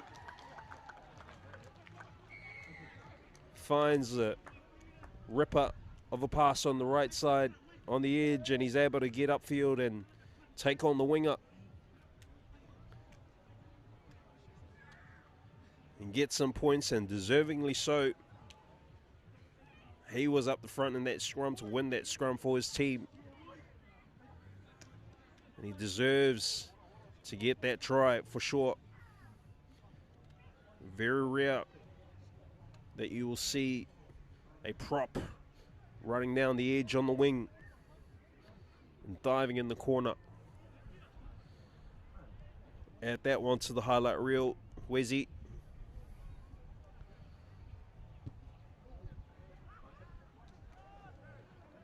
Perry unable to convert for his side.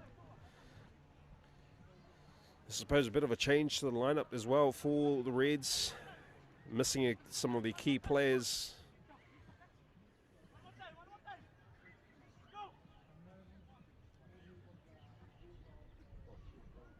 Perry, who's playing in the preferred 10 today in replacement of Veinga. Rupena, by the looks of it, isn't here for this match, possible injury. But the Bears go to the kick restart. And they will be getting the ball back. And they will continue to work their way upfield, and hopefully they can convert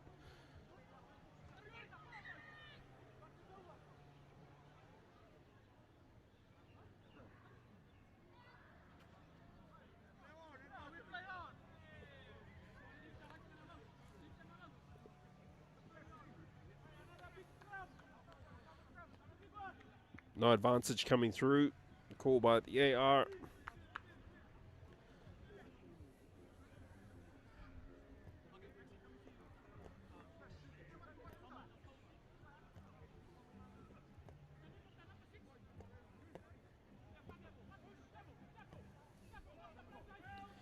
I certainly think the referee was playing at an advantage just then.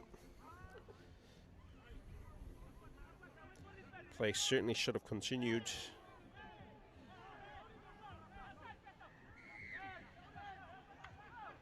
Yeah, offside there coming from the Reds halfback there. Just got his timing wrong as he came around the corner. And the Bears here looking to opt for the kick, I think. Yep, they do.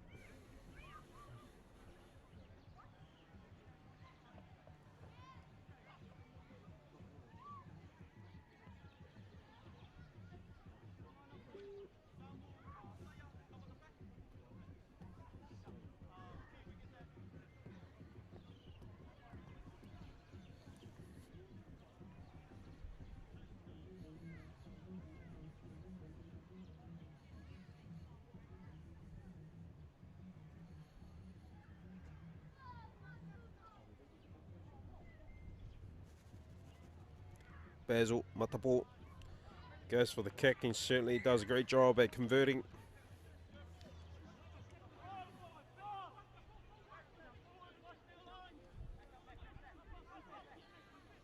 The Bears there, they lead.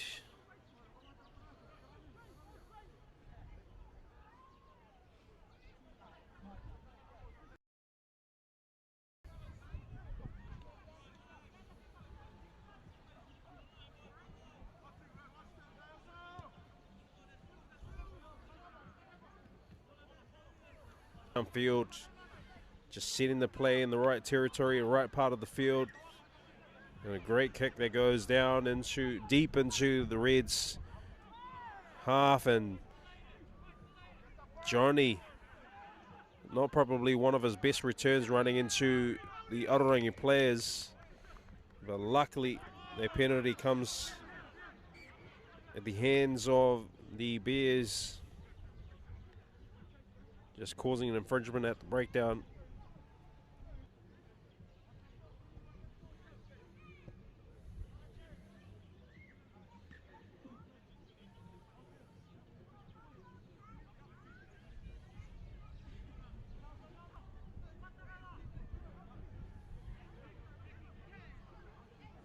Reds there working their line out. Calls coming through for the Reds. They were looking to attack close. And the ball's loose, and the Reds have it. Big Kali Ratu just looks straight and runs into strong defense.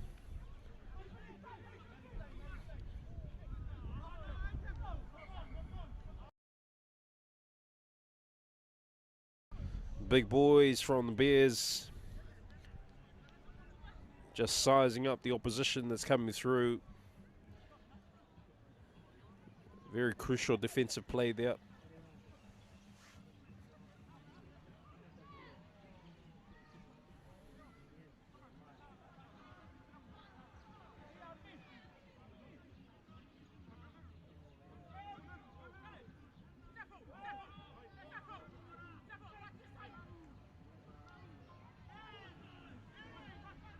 Bears with the scrum feed, a lot of heat, a lot of pressure coming through. They managed to hold on to that scrum and get a kick downfield. Johnny looks up. All he can see is just red, so he's probably finding it difficult to find a gap, because now he's ran the ball the wrong way. His kickers.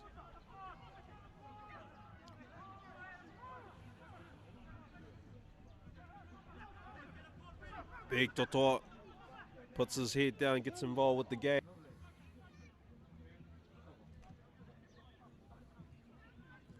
They're trying to figure out where they can go, the Bears. But the way they played last in their favour, although they played a you know, an opposition that just took over the game in the last quarter of the last half, second half. I certainly think if they can bring that kind of connection back together in this match here, they'll go well. They've got reinforcements to do that. Isaiah looks up. Bears going to the corner. Johnny receiving, stop starts. Somehow gets the ball away, and the Reds have got to try and get themselves organised now behind the ball. Willie goes for a chip and chase. Can he collect? He doesn't. Samu finds himself running around with the ball, and Rob, he's going to size up his opposition and try and break his way through, and finds a loose prop that's just running off.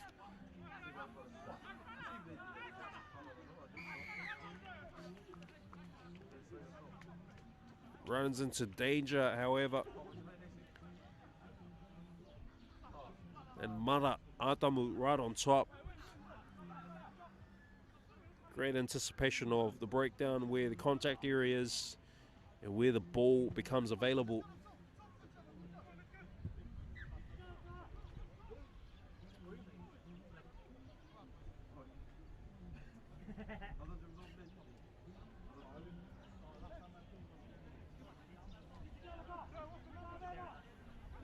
We get a close look at this line-outs.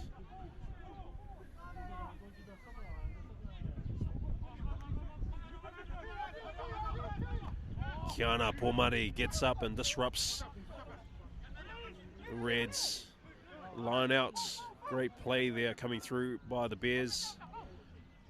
Chris Bishop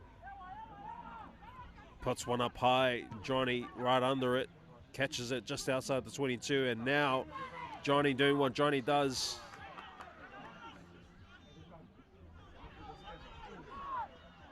TKV going for a run, stepping and weaving goes Willie. And the Bears somehow are able to get behind the ball, but unfortunately, just illegal entrance into the breakdown they don't hold their feet. Loose ball on the ground collected there by the Reds, and Rob Heather not only is a threat, but he can also be quite skillful in defense. And a great kick coming through by the Bears, getting it over the head of the Reds fullback. And Johnny now, he's got time, plenty of time, open space. He's taking a sweet time to come upfield. I've never seen anything like it, just slowly weaving, and now puts a lot of pressure on his own team.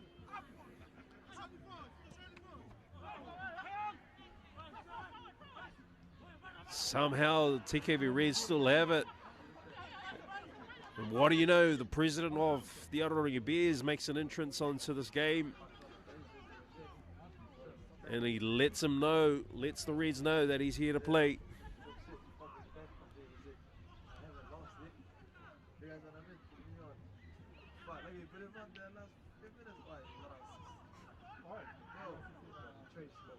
And the Reds just settling down on their attack, and Petro Naivalu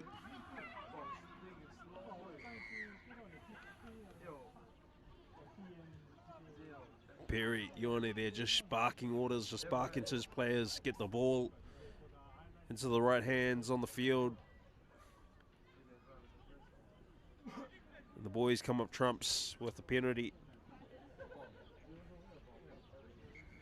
Captain opting for a shot at goal to put them a point ahead. I think if you've got momentum like this and your opposition are down on their haunches, capitalize on it. Again, kick to the corner, put more pressure on them. Drain the energy out of your opposition. You've got the advantage of territory right now. There's certainly plenty of time in this match.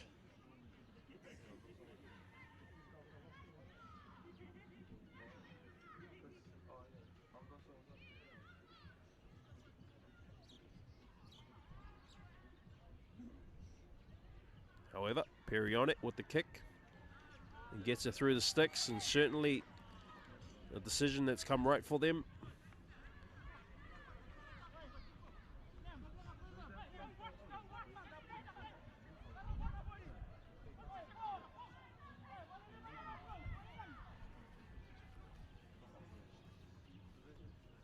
Score now 11 points to 10. Reds back in front. TKV. Not much in it between these two sides. I guess it's going to come down to fitness, who will outlast their opponent. And the Bears go to kick restart. And the Reds look to kick upfield, and they get a good kick for sure, marching up to the halfway.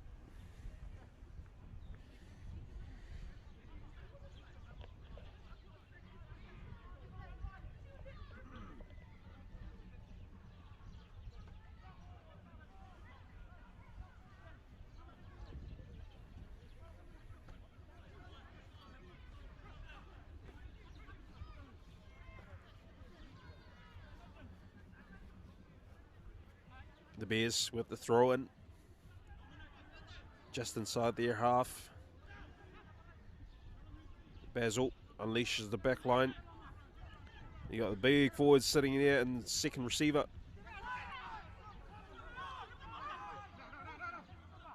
Ball recycled. Totor looks to the edge, holds up the defenders.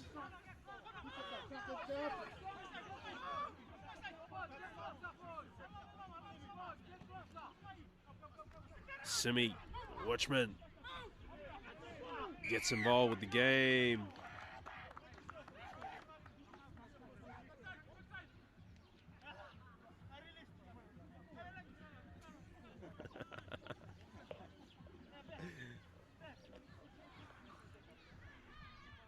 TKV just on top of it, just a slow rolling at breakdown time, and now, as you've seen,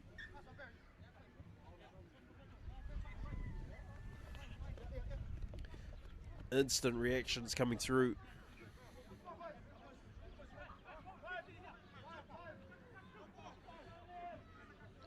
TKV Reds as well. They have their number one supporter here down at the field as well, just in front of this line out.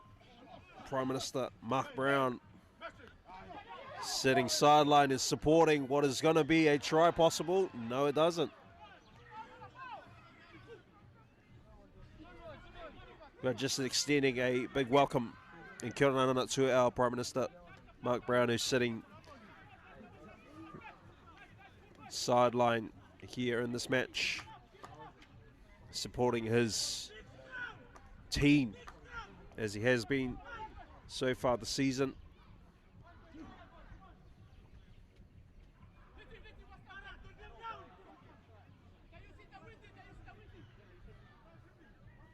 Clever little play there by the Reds. They now sit in the 22 metres of the 22 of the Bears, and they bring the heat at scrum time, but the Bears able to sustain that, and they get a good kick away. Goes into the hands of Johnny, who's a menace when it comes to returning the ball. Johnny doesn't hold on to the ball, unfortunately, on his return. Just the impact that the Bears are able to bring at the collision certainly does shake up the Reds outfit.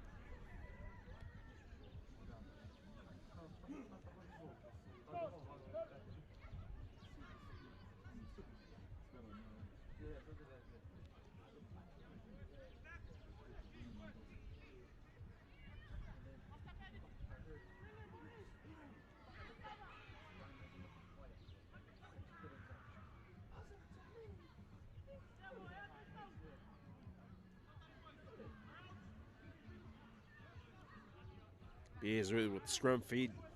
I mean, they're still within their half. Right at the moment, they've got open, clear corners to kick to. They don't quite secure the ball from scrum time. Crucial play.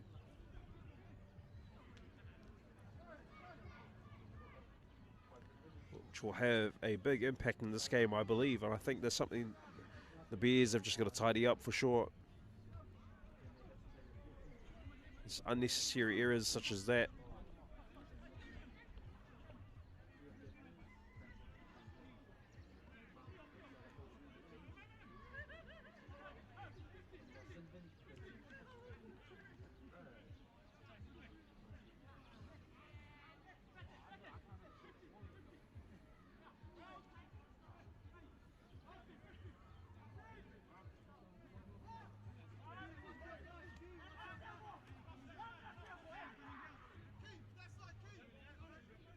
Bears have just got to squeeze into this and do the best they can to defend this TKV outfit. Say popping off to the outside edge.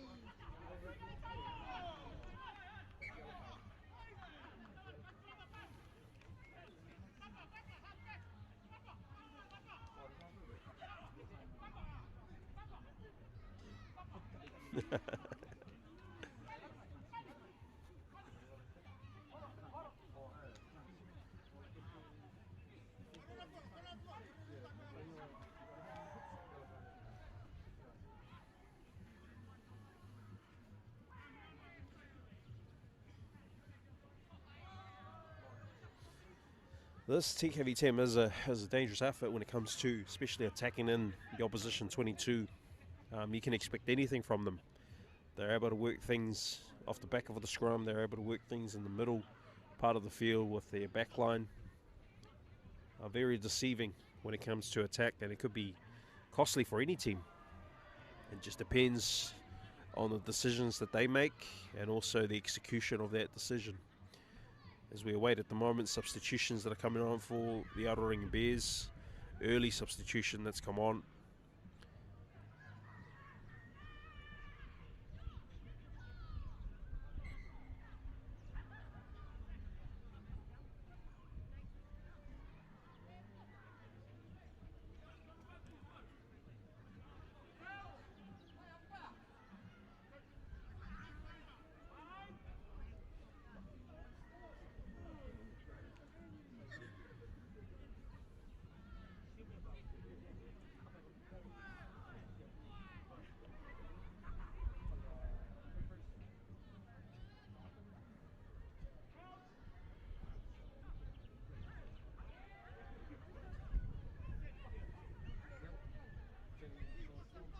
The ball at scrum time, they're looking to carry through.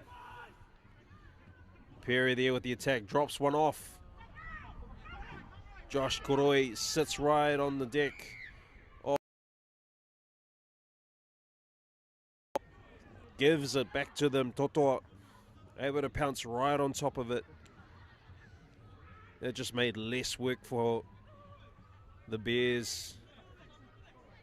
For the Reds, who attacked right back into their forward pack.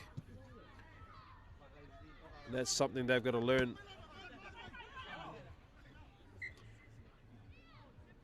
Is that the Reds have got to somehow work away from this Bears forward pack.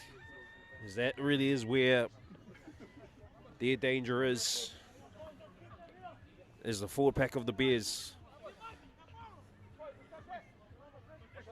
So certainly an advice not to run back into that traffic, but play away from them.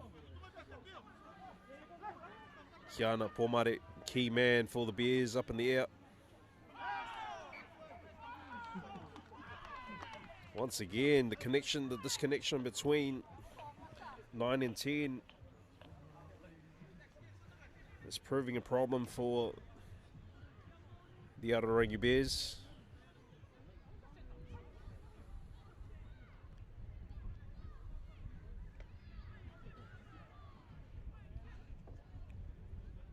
For sure, they'll know what to do. They'll need to fix that up. It's happened twice, possible third time as well. They'll fix that up. They've just got to ensure now, whatever TKV does in their attack in this half of the field, they need to put a lot of stop to it. As Perry looks to kick, that is a surprise of a move. And they come up without the ball. How close was that? Clever little kick from Perry. Sits up just in time for his players to collect, but it doesn't quite go to hand, and that's what I was meaning about this team.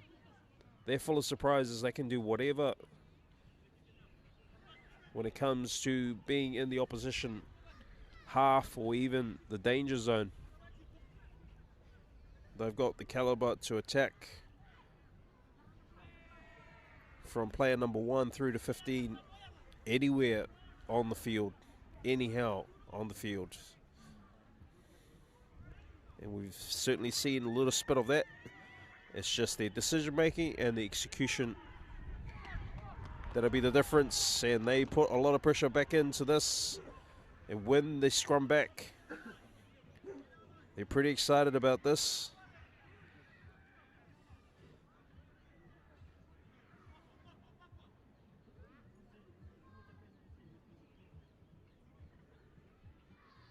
You got to play it down there at scrum time.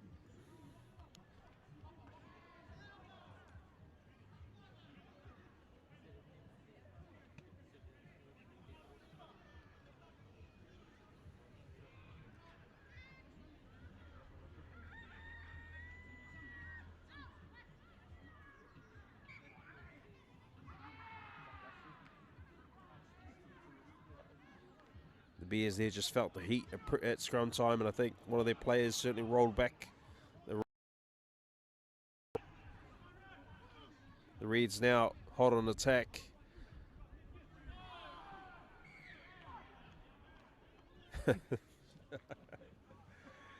Oh. I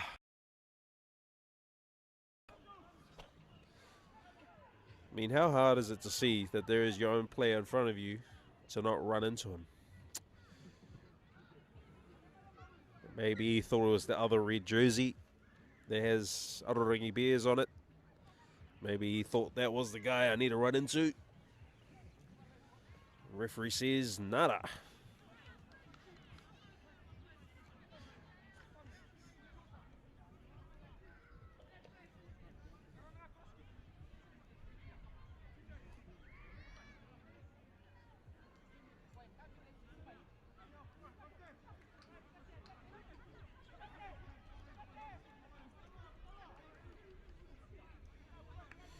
Right now the Bears go to the lineouts and trusty hands off Kiana Pomare.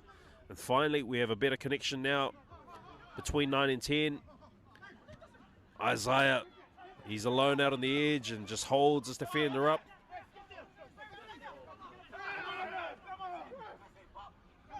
Somehow the Reds get the ball back. Sneaky.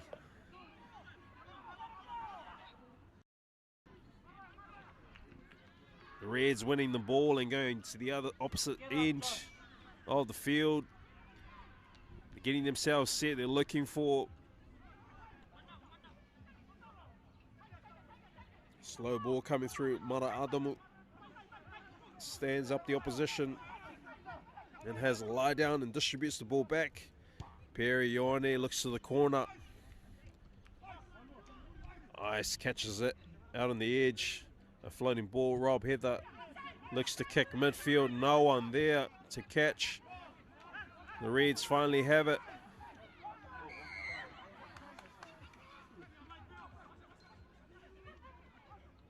Players offside. Players just not retreating.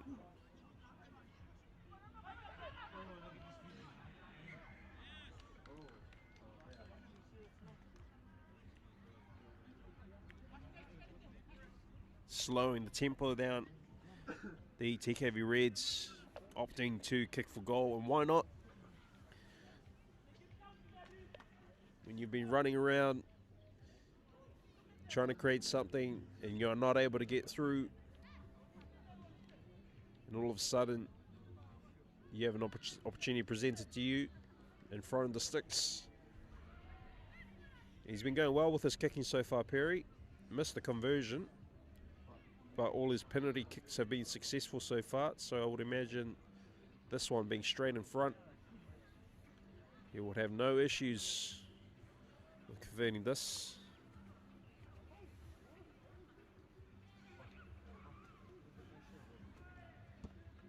And because I said that, he has his first miss. Maybe I should not say anything before he kicks. Sorry, Perry, that was your own fault. You gotta kick it for the rugby post, not the soccer post.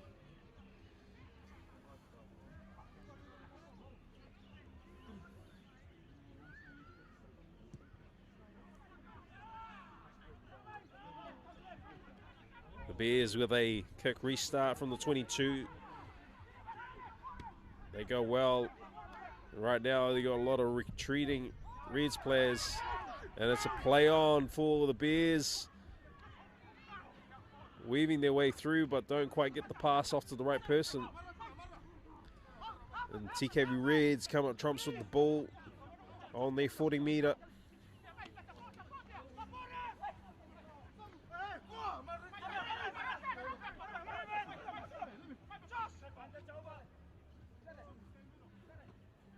Reds there settling their play, going through the middle. Their big boys going to work. Carly continues to play, picks and goes.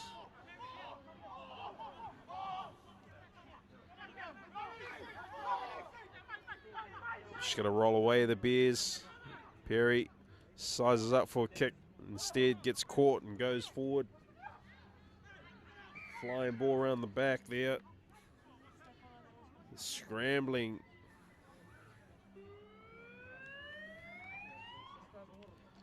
Scrambling goes the Bears, so an infringement has come through.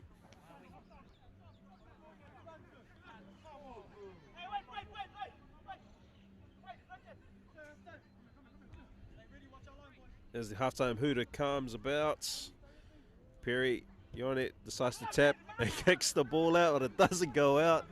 And so now they have to continue play. Chris Bishop, he's going to find his support. He goes on the edge on the outside. Can they hold on, the Bears? Can they at least get some points while they're here? They don't. Referee spots a knock on in the breakdown and calls time in this half. And guys, ladies and gents, not much in it. Just 1 point, the difference between TAKUVAINE and ARORANGI. 11 points to 10, the Reds lead. We're going to be looking forward to both teams. Hopefully they heard some of the advice that we've given. They will go away and talk about it at halftime and improve on it, work on it, and collect themselves and put themselves back together for the second half and hopefully get out and execute it. And it's just the minor things that they've got to tidy up in order to get a quality second half and hopefully win this game, because now the tables turn. The Reds, who have been hot on attack, they get the wind behind their back, which has mellowed down a little bit. But as a disadvantage, they will have the sun in their eyes as they head to the west. Well, ladies and gents, we'll take a short break. I've got to go get some ice cream, and I'll be back.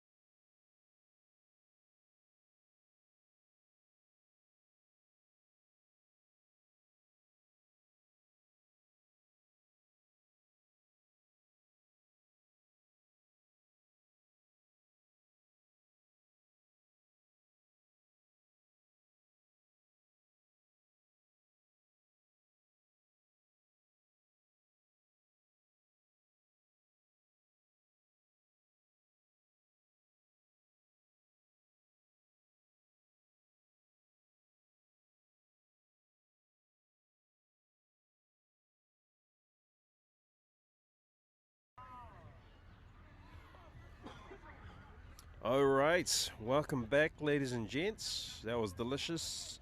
That was a 2-minute break to not get an ice cream. Unfortunately, I didn't. Yeah. But if you're watching the live stream and you're sitting next to the ice cream truck, yes, please deliver, Uber us some ice cream. We have the three amigos here, bringing our coverage live to all our spectators around the world, wherever you're watching from. Thanks for tuning back into our second half of our match this afternoon. We don't take halftime seriously here. We just need a couple of sips of water and we're back on into this game. I mean, that's how fast and how I felt about the 10-minute break. It was just very quick. Couldn't even get up off my chair and we're back on. However, we are in this match because it's exciting. It's 11-10. Boy, I've never seen a match that close in a long time. So here we are. We've got the ARORANGI Bears attacking from left to right on your screen. They are wearing red and yellow, or red and gold. And we've got the TKV Reds who are attacking from right to left in the red and blue strip. Unfortunate that we do have some clashing colours added by the referees in their pink. But please, if there are any sponsors out there for our teams, please do feel free to sponsor and provide an alternate colour of support for our teams. That would then your comments that you may suggest. Well, wherever you're tuning from, thank you so much for our local matches happening here. The ARORANGI Bears on attack, and Rob Heather sneaks a kick through, and all three players just run past the ball. It's a tight contest between these two teams. Both teams looking for their first win this season. Both of them, unfortunately, went down to the hands of the AVATIU EELS and the TUPAPA Panthers last week. And this afternoon, they go head-to-head. And what seems to be a tight contest. The Bears are able to collect the ball back off a conceding line-out.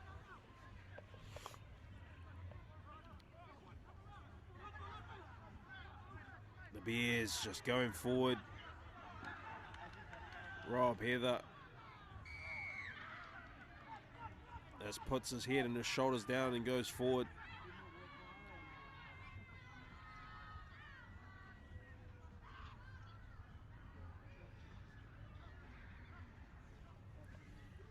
You know, it just takes a couple of players to organise the team. You know, the likes of the Bears, they've got Rob, they've got Basil. They've got some leading forward pack as well. They've just got to get their heads together and set up their platform, set pieces right, and build pressure. Get some go forward in their plays, and they will crack through this TKV side. You've just got to be able to do it over a few phases rather than trying to strike where you see a half opportunity. Kiana Pomare goes to the air, loses the ball. Josh Koroi, he spots a gap through the middle, and that is all he needs to do is just straighten up the attack. But if he can also control the ball, TKV Reds lying all over the ball, they've got to roll away. And the Bears go to the corner, and what a kick that's coming through.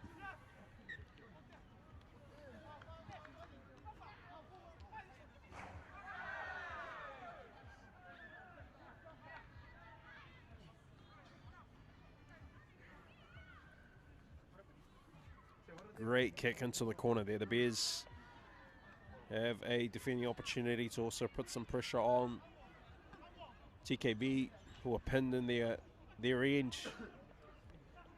And you get Kiana Pomare to anticipate where they will jump and contest for the ball. I certainly think that will give them a chance to attack.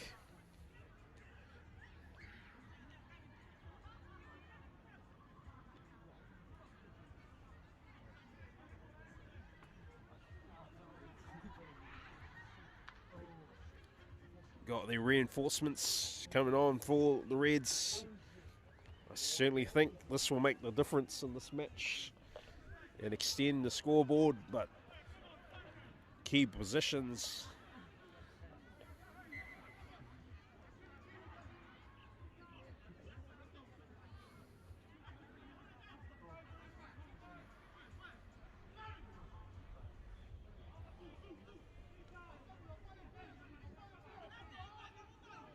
Reds uncontested. They got the ball. Lots of pressure coming through. Stand by. The Bears. Samu returns one for the Bears. They've just got to settle themselves and set themselves up well. Here the Bears. Totoa there gets mauled by the Reds. They've got to set their attack, and they certainly go to the edge. Rob Heather stands by.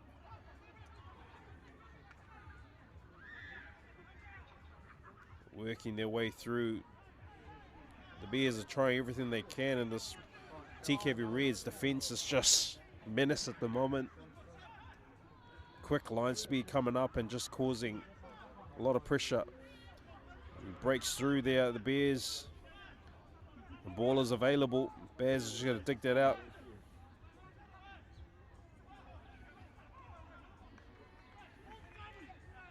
Go forward.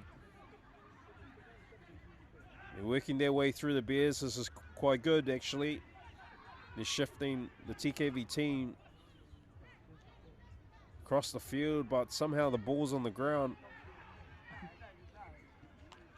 Lost opportunity there by the Bears.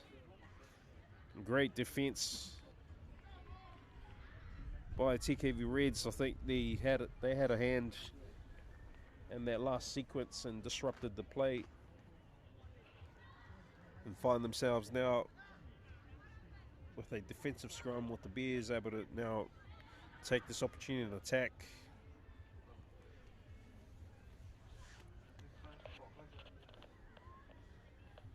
They've got to make the most of this, the Bears.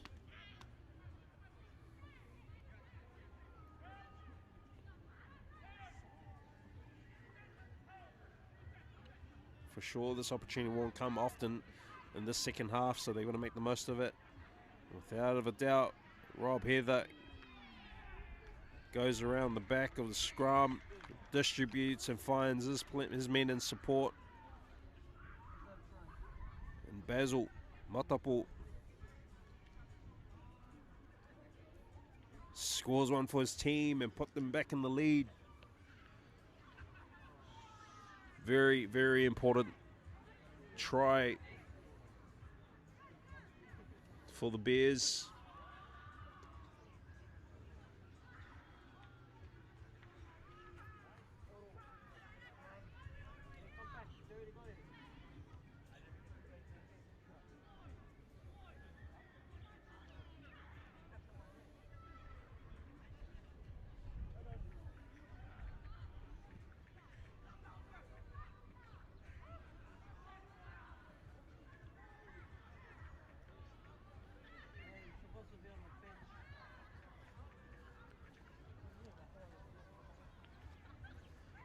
Just got to keep this pressure on the Bears. They've got to do everything they can to work this TKV side across the field, and I think that's exactly the pressure they were talking about to get back in this game. They've got to go phases. They've got to build pressure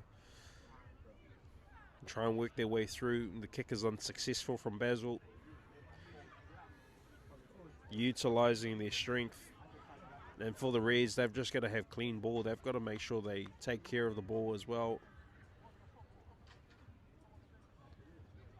As we know, they're a clever bunch of players that are on that field. If the intent is there, the heart is right, they can do anything. They've just got to make sure they can execute and execute well. That'll bring an advantage for their team every time.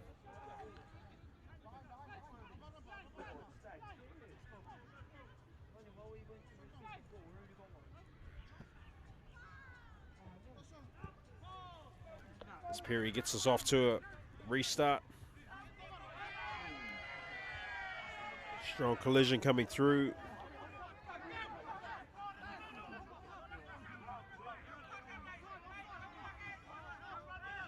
The Bears working their way, weaving through the middle. Heavy contact. Basil digs it out, looks for his forwards, finds the ground first. And Kali Ratu with the intercept. Just in the way of the passing line. Crucial play coming from Kali. His team needed that. Now they're on the attack in enemy territory. They work their way up. Here he is.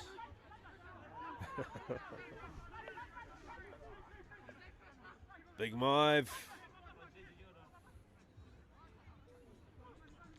The Reds there through the middle once again. They work their way through. They forget about the ball.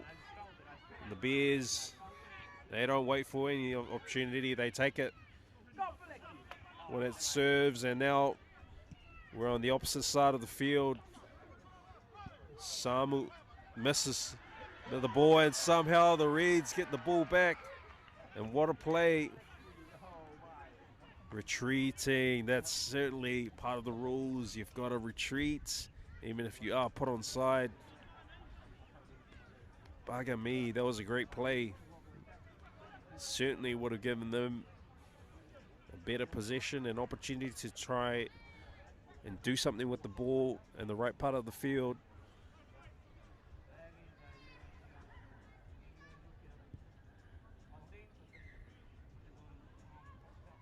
They give themselves a good chance, the Reds, TKV. But they also are their own worst enemy sometimes. And that can prove a difference in the game if you're going to continue being like that. You've just got to stay on top of your game right through the 80 minutes.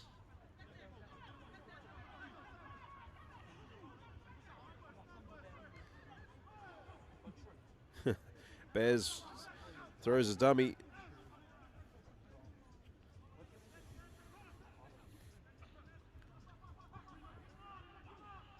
And here we are, the Bears in motion. They organised around their attack. Very intentional where they want to go on the field. They've just got to set themselves up, give themselves a chance. Some heavy contact coming through. A couple of late ones.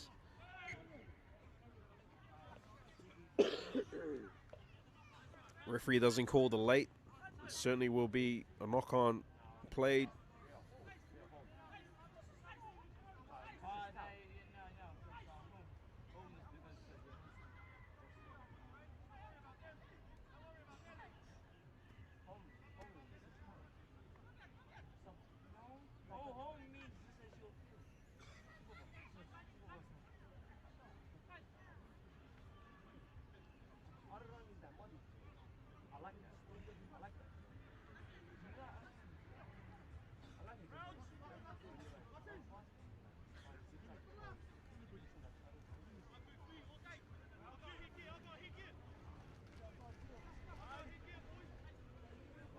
As we get a close look at this scrum feed by the Reds. The scrum shifts slightly, bit of a scrap around the back. Yeah, just timing there, just being offside a little bit.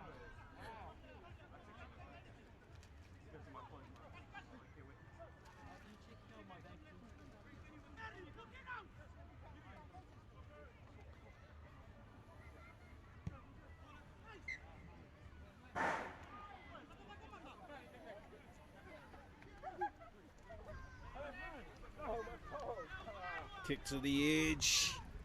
We got a line out here. The Reds opting. And what do you know? I didn't know there was going to be rain. But the weatherman said there needs to be some rain. Here's a little bit of sprinkle.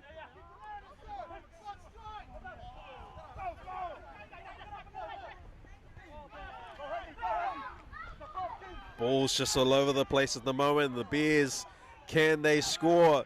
They're getting pretty close. They don't. It's patted back. This may be very costly.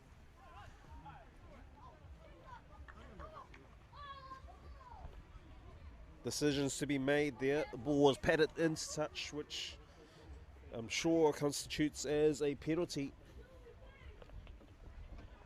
In rugby league, you're certainly allowed to do that. In rugby union, you're not allowed to pat the ball out of touch.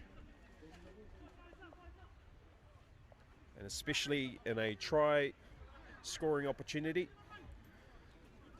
there could be a yellow card for this play. Well, there doesn't. We'll leave it at penalty.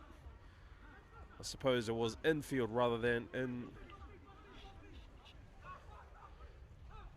the in-goal area. But however, the Bears have an opportunity to do something.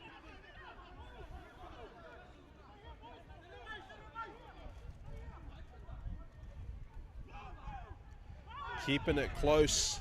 Oh dear. Lost opportunity there. The Bears just throwing it forward, just eager to get their attack going.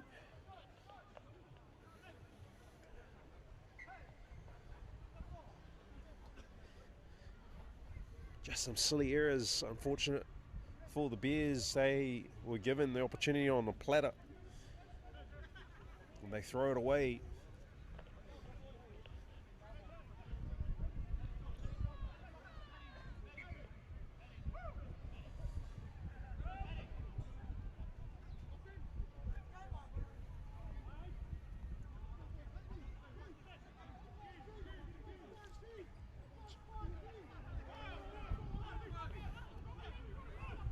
What do you see? The Bears are able to scramble at scrum time and get the ball back, and they dish off. And what a pass. What a play. Just support in motion, and the Bears go right underneath the sticks and double the try scoring opportunity. Just the momentum of this forward pack that's coming through from the Bears, as expected, exactly where they need to be utilising or playing at, which is their strengths in the forward pack.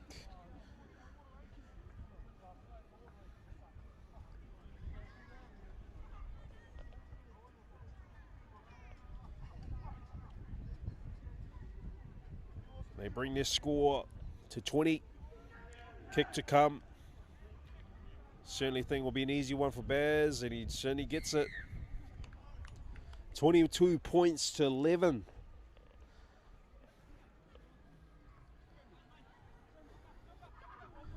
Bears are certainly taking their luck now with the opportunities that are gifted. The Reds have just got to get themselves together and get back down deep into enemy territory and do something with the ball. Without the ball, it's not helping them at the moment.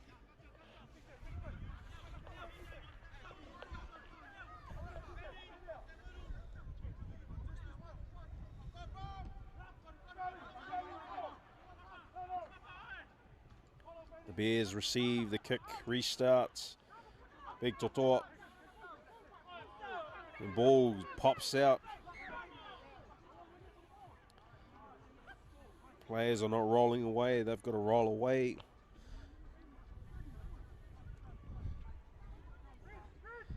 Despite if it's not clear, as the tackler, the first thing you've got to do is roll away.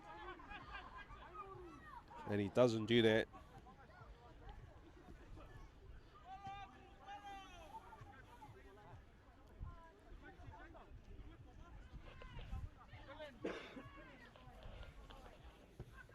Bears look to kick to the edge.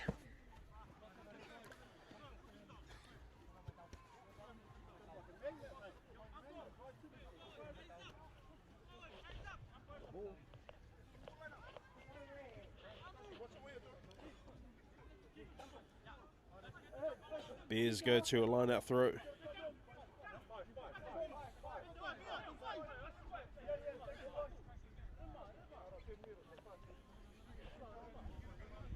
Looks to Kiana Pomare for the throw. It goes in the hands of TKV right now, and a high shot comes through. He knows it too. Love it.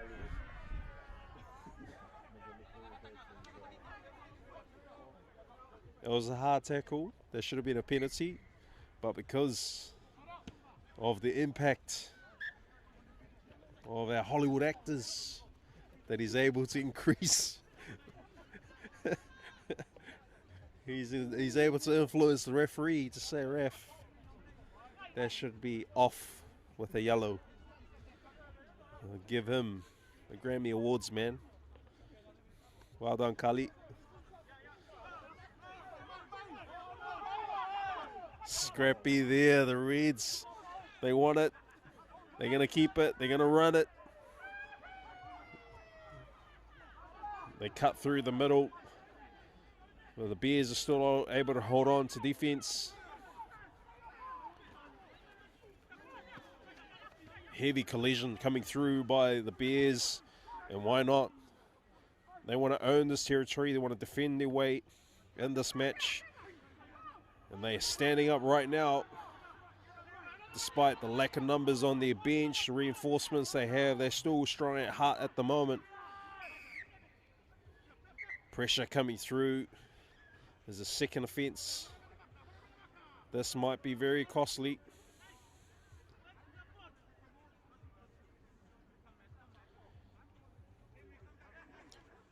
A lot of back chatter coming through from the Bears. They've got to be careful here. Ill discipline can cost them points and possibly the game. And the Reds just direct through the middle. Big Maiv sizes it up. He's got a little bit of a goosey. And wow, the power coming through from the man.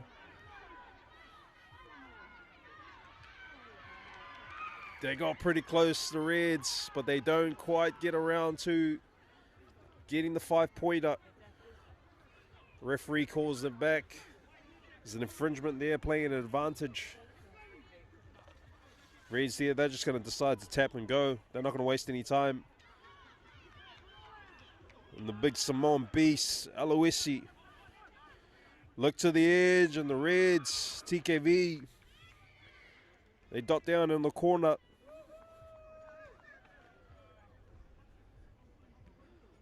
Sai gets one for his team.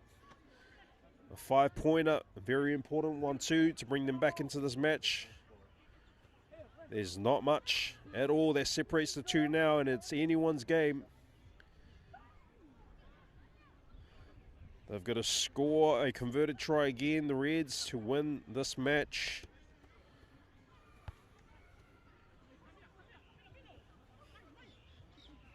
But just on the back of the impact of having a player sent in the bin, and that particular play just changed the momentum. And Toto will be sitting in the bin, scratching his head about this.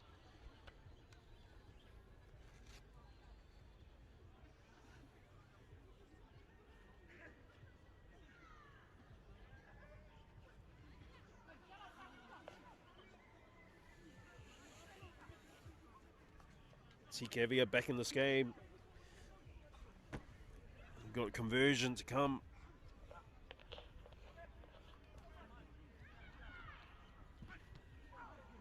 Kick goes up.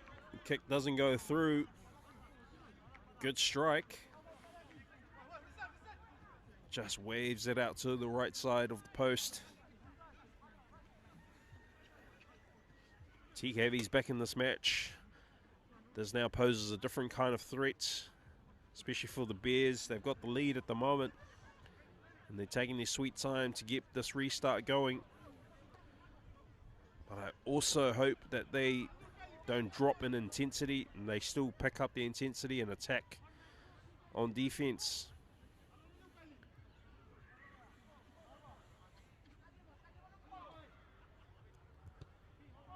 Get the kick, Chris start going. Aloisi receives, goes for a run immediately, just breaks through 4 players. Kali Ratu, he's okay from that tackle. He's back in the action. They go to the edge now, the Reds. Miss pass and not going to hand. What do? They stand up their opposition. And just a great weaving play going through from Samu. Gets the Bears into enemy territory. Playing an offside position there. Rob Heather sees it and he takes the opportunity. Clever little play. Kick into the corner, I think would be the best option for them. Go to a line out.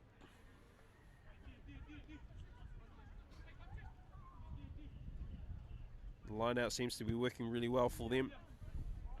Why not? Opposition have just got to spot their jumpers and spot their key man, which I'm sure they've worked out by now. Kiana Pomare is someone you want to keep an eye on.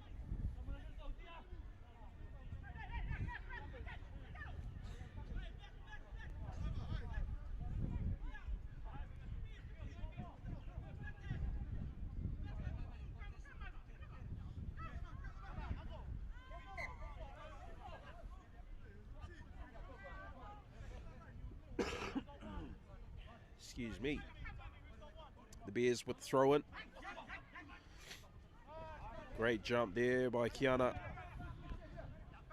Puts Simi through the middle and he holds on tight to the ball. They work their way back to the right. The Bears, if they can just create a little bit of go forward, that'll be good for them. Bears holds up the ball slightly. Ben Sokia works his way to the edge, just going to hold himself tight.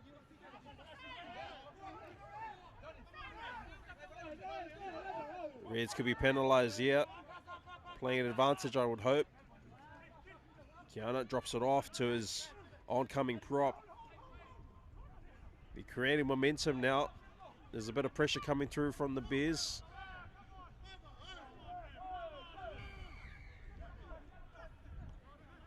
Just doing everything they can to disrupt the breakdown, the go forward of the Bears, but they don't do that legally. They'll be disappointed with that, the Reds. But now the Bears are in a much better position to extend their lead.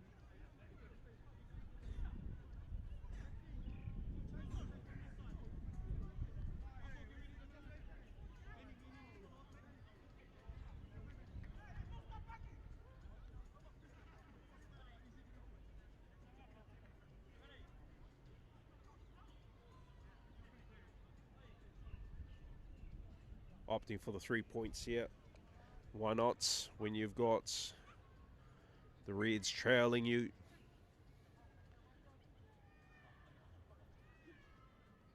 Extending the lead will come as a great help for the Bears as time ticks on the clock.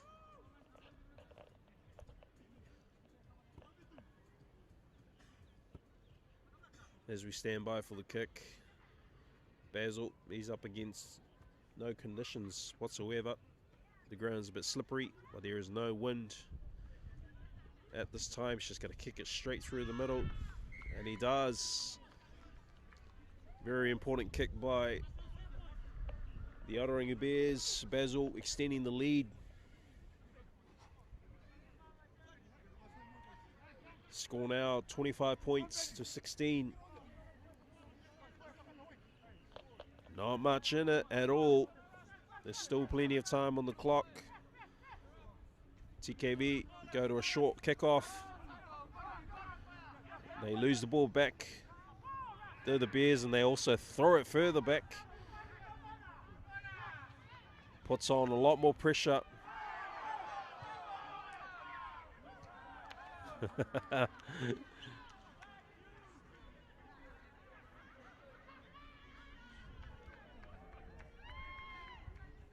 We could see the forward pass from here too.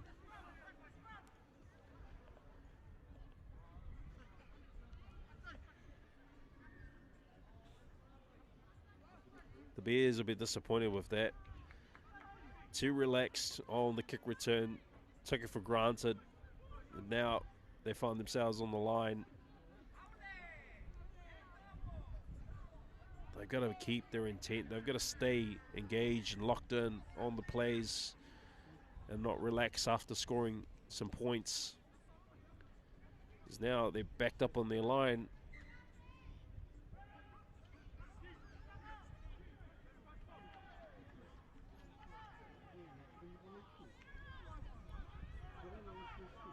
What you don't want is the Reds to be able to score from here, and they certainly have the confidence to do that. They cut through the middle. They've got to retain their ball, come back to where their big forwards are, which they do run back towards.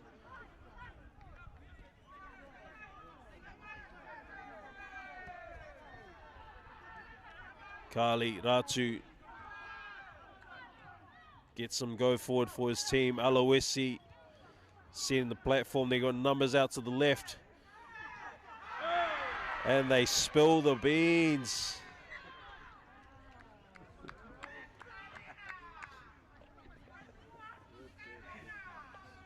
Oh, the intention was right there. And the crowd give it to him as well.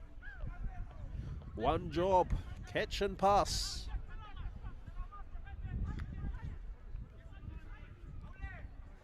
A gifted opportunity gone begging. Now they've got to reverse the opportunity by putting pressure on the Spears outfit and force them to hopefully get a short kick out to the 22 and attack, or if not, try and win the ball in this scrum.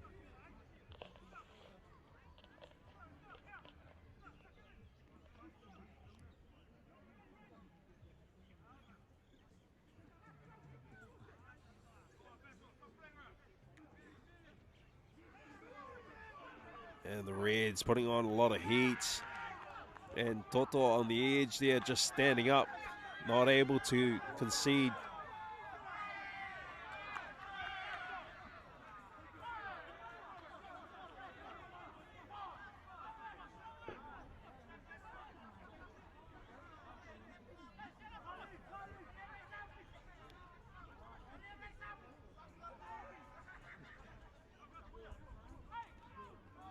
Reds there go to the ground, look to attack through their forward pack.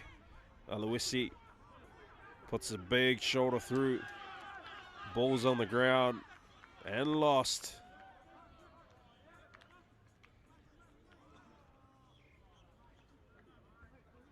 Just the ball handling, man. It's not been great so far. I mean, the ground's now slippery. You've got to hold on to the most important thing with your life, the ball. 2 phases in, and they don't quite do that, and they lose the ball now again. Can they replicate at scrum time the pressure that they were forcing onto the Bears just moments ago? Can they repeat the same and get the scrum back? Because if anything, they need to do something now. This time around, the Bears are able to hold on. And Basil gets a good kick away.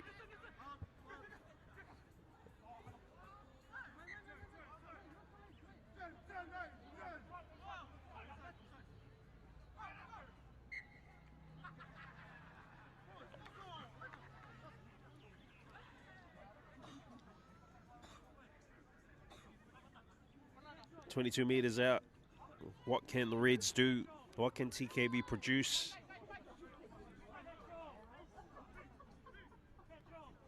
Clock's ticking away.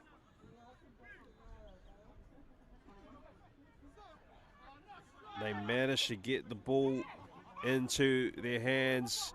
And here goes TKV. What can they do? Josh Koroi, trusty to go straight and straighten up the attack. They come back to the middle to find their big runners. Great go forward happening right now. Petero Naivalu just puts his head down and goes forward.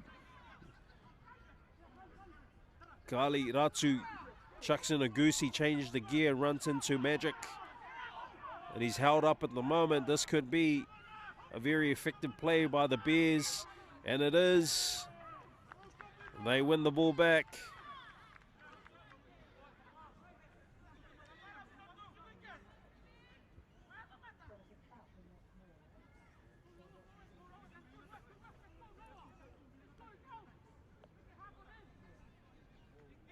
Just got to get low on those runs, especially the big boys, the big forwards. They've just got to stay low and drive low.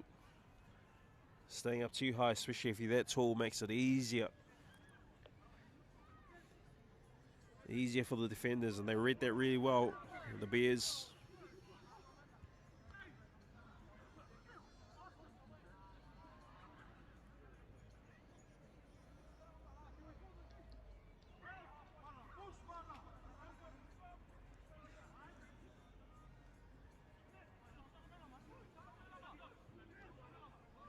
Bears once again. Robert at the back of the boot. They get a good kick downfield. Doesn't quite go out. Great catch there by the Reds, and he's isolated. Throws one out. And the Reds are not able to control it.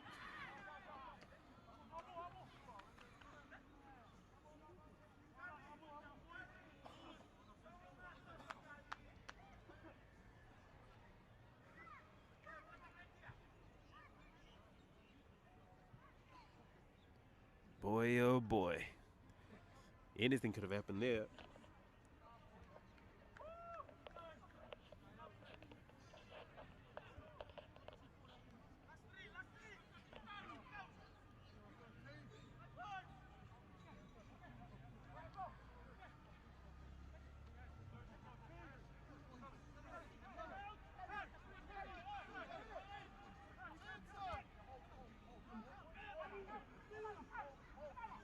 Here we are, the Bears out with the exit.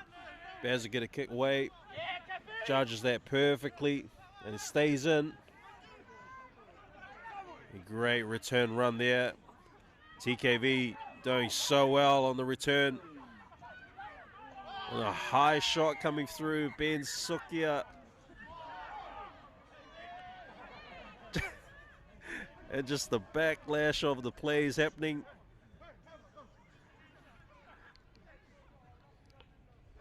All these guys, they know each other. But why not give it out on the rugby field with the public?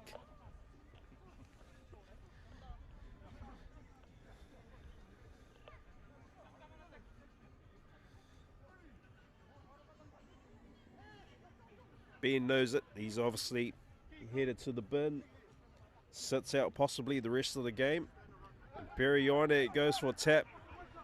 And why not? There's an open space out on the edge, and the Reds, TKV attacking. Unfortunately left a forward pass.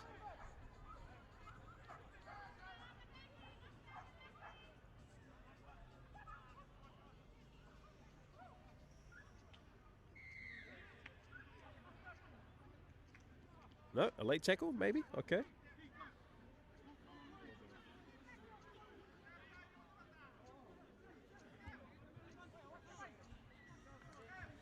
So we're starting to lose a little bit of daylight now. As we close in on the end of this match, there's still a lot to play for. Right now, the Bears are surviving everything that the Reds are throwing at them. And TKV are trying everything they can, left and right.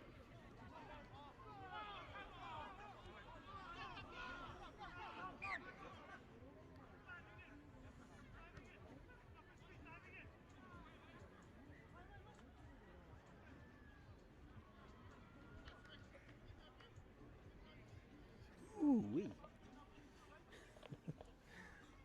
There's lots happening at the moment. But I want to see the run. And I think anything could happen, especially midfield. And the full-time hooter sounds. And they don't play the scrum. Okay. With the full-time hooter sounding, the referee immediately goes to the full-time whistle. And what do you know? The Bears have come out on top of today's host. The TKV Reds, unfortunate. In round 2 of our season, they go down 16 points and the Bears walk away 25. And what a game, filled with everything. Filled with a bit of entertainment, but also the intensity that is required for these two teams to try and compete in today's match as the rain drops on us this evening. And so does round 2 of our season. We look forward to round 3, which we will see and bring to you live from Raimaru Park next week. Same time, different place, same team, different energy. Well, we look forward to seeing everyone out in Raimaru. As we go to the 3rd round, we will see the ARORANGI Bears as host take on the TUPAPA Panthers, and we shall see an exciting match between the AVATIU EELS and the TAKUVAINE Reds. What a match, what a day. Thank you so much to each and every one of you for joining our live this afternoon, and also a big meitake mata to our big guns on the lens, bringing this coverage live to the world, and for us to also continue to look back on as we move into the future. A big meitake mata to Alex Pettit and your crew. Thank you so much for having me and also bringing this coverage live for everyone once again. Without further ado, wishing you all the very best. Thanks for staying with us from the beginning right to the end, and we certainly hope you've enjoyed your experience with us. Until further ado, we shall see you on the next chat. So thank you very much, everyone. Be safe, stay well, be kind to each other, and God bless you all. Meitake mata, kia manuia. The music comes in.